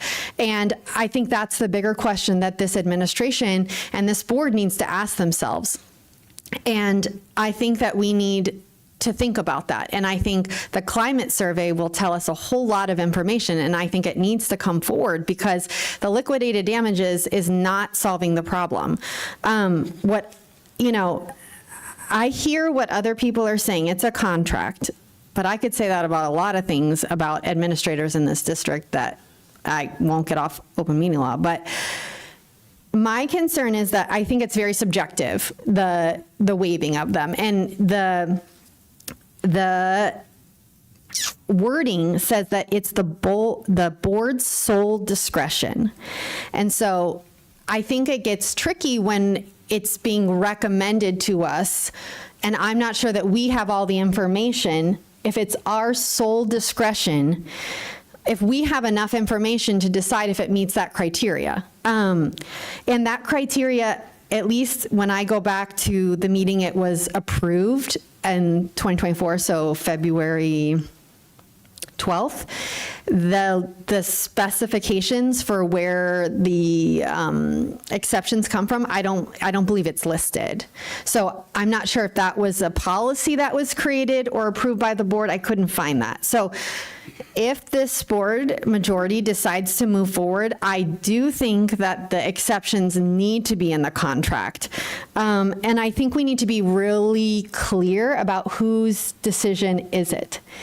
Is it HR's decision or is it the board's? And if it's the board's, then there needs to, in my opinion, there needs to be a lot more information about each particular situation to come to the board so that we can make the appropriate decision. Those are my initial thoughts. Thank you, Board Member Zimmerman. So I have a few things that, of course, I would like to say. I'm totally for liquidated damages because of all the things we've mentioned in the past, and I'm not against teachers at all. Mr. Officer Ricks, can you escort her out, please? She's been told multiple times not to make comments. Thank you. I'm not against teachers at all. I support teachers all the time. This isn't, why are we here? We don't work for the teachers. And that sounds harsh, but we're here for the kids. We are on this board for the children.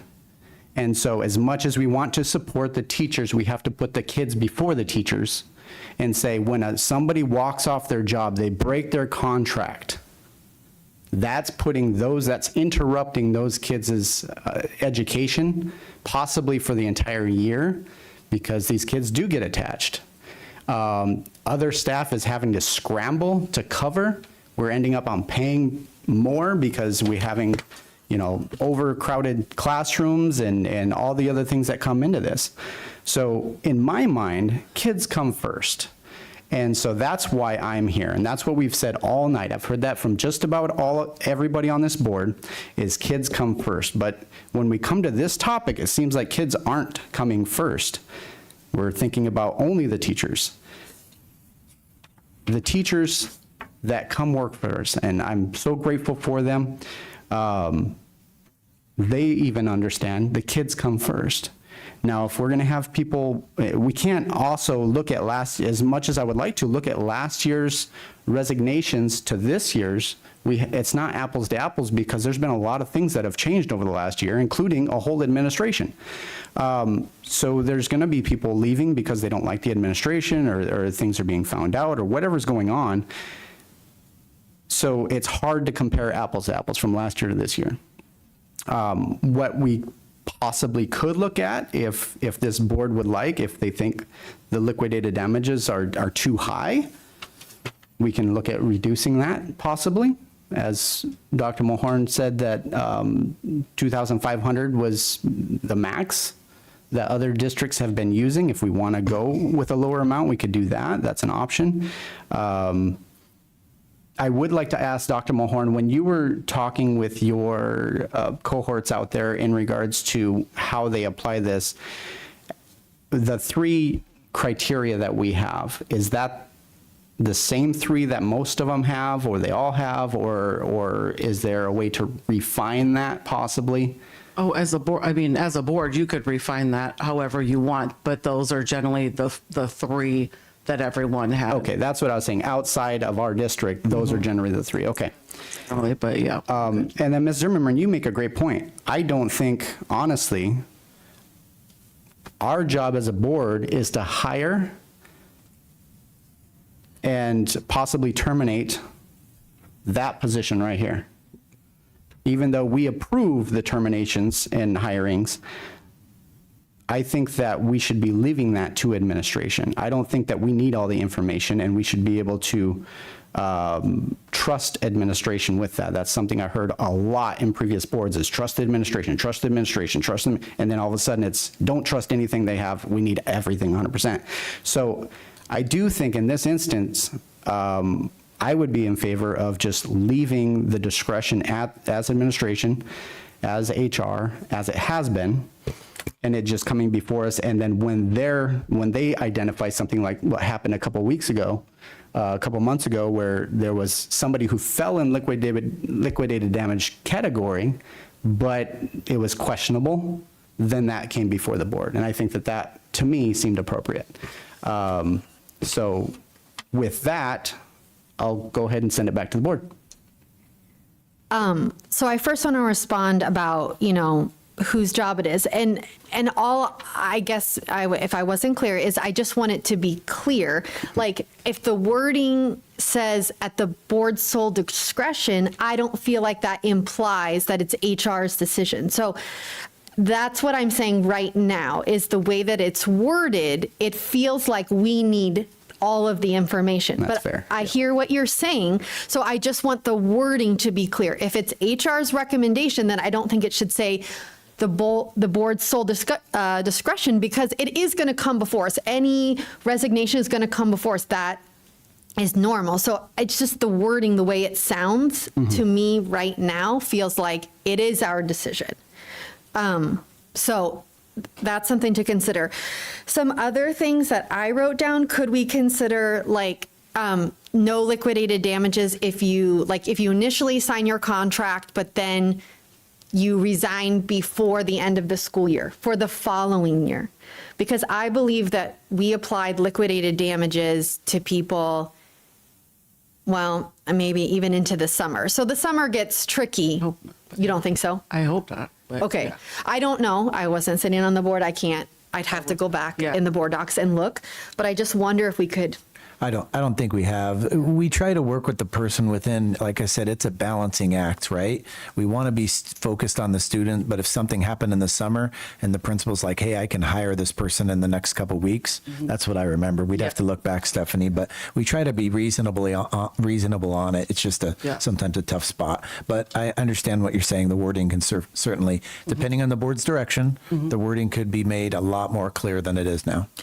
And then the second consideration I had is, and this is a little dicey, but, is there some wording that if they choose to stay until a replacement can be found, could then they not have to pay liquidated damages? Now, obviously, they would then have to make the decision. I don't know everybody's personal circumstance. Now, obviously, if they are moving for their husband's job, that's not going to work, right?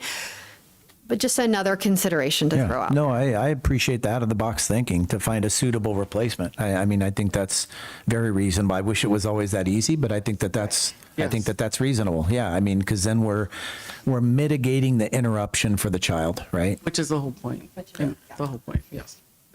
I got something else. And that's what I was trying to go at the beginning when I was asking, one of the points you just made, when I was asking about if teachers were trying to use it as a placeholder and we're worried about that. It was kind of like a time limit on the liquidated damages. Like if you've been here for you taught 6 months of the year, I don't know if you should be required to pay the full amount or not. I don't know if it should be a prorated, hey, you were here for 2 weeks and you left because you found a better job. Okay, then you're paying $2,500. You were here for 7 months or 6 months and you're leaving. Okay, maybe it's $500 or $300, whatever. Because they did put in a lot. They did work a lot of their contracts. I don't know if we need to look at maybe a time window to kind of prorate the liquidated damages a little bit. Just a suggestion. Yeah, something that can be. Could that be something? Yeah, absolutely. Again, this is a discussion. I think there's a lot of things to be considered, and refining the language, looking at some of these options that are more reasonable. We can certainly adding clarity to what it is exactly, who's the decision maker, and clarifying that language. But I want the board to understand we try to work with people as much as possible with the idea of doing what's best for kids. It's like I said, you're being tight and loose at the same time. You're trying to be very understanding of people. Any other comments or questions on this agenda item? Okay. With that, we will go ahead and move to 11.1. This is going to be board comments or agenda topic requests. We'll start down at the end. Ms. Schmidt, do you have any agenda topic requests? No, not at this time. Thank you. Okay. Board member Sorrentini. Kind of a comment that was, I don't know if I could address you to look into something that was said during the public comment. Is that okay? Someone made a comment about the nurse being pulled away to fill classrooms. Is that really happening? I don't know that we could discuss it at this time, but it can be. Let me get back. Yeah, let me get back and find out for sure. But I'll Would that be a board update or? Yeah, no, we'll find out. I wrote down the same thing when that was mentioned too. So. I did as well. Do you have anything else or was that it? Okay. Board Member Zimmerman. I just would really like to reiterate my request for, in particular, the criteria and procedure of non-renewal for administrators, because I think it's very time sensitive. So I would please ask that would be added to the next meeting. And then I would also like to have an executive session to discuss the superintendent's contract, in particular, the timing of performance pay that was supposed to occur in December, and it was not on purpose that it didn't occur. So. Okay. And I, at this time, don't have anything else. So we will move to item 12.1, which is the upcoming governing board meetings. So we have currently on here, we have February 3rd, so work study session, regular government board meeting. March 3rd, regular meeting. March 31st is also work session and meeting, regular meeting. These possibly could change if we're bringing back another calendar, but they're there for now. They're there for now. Okay. Yeah. Anybody have any issues with these three that we're looking at in the future? Okay. With that, we will go ahead and adjourn the meeting, show that it adjourns at 8:05.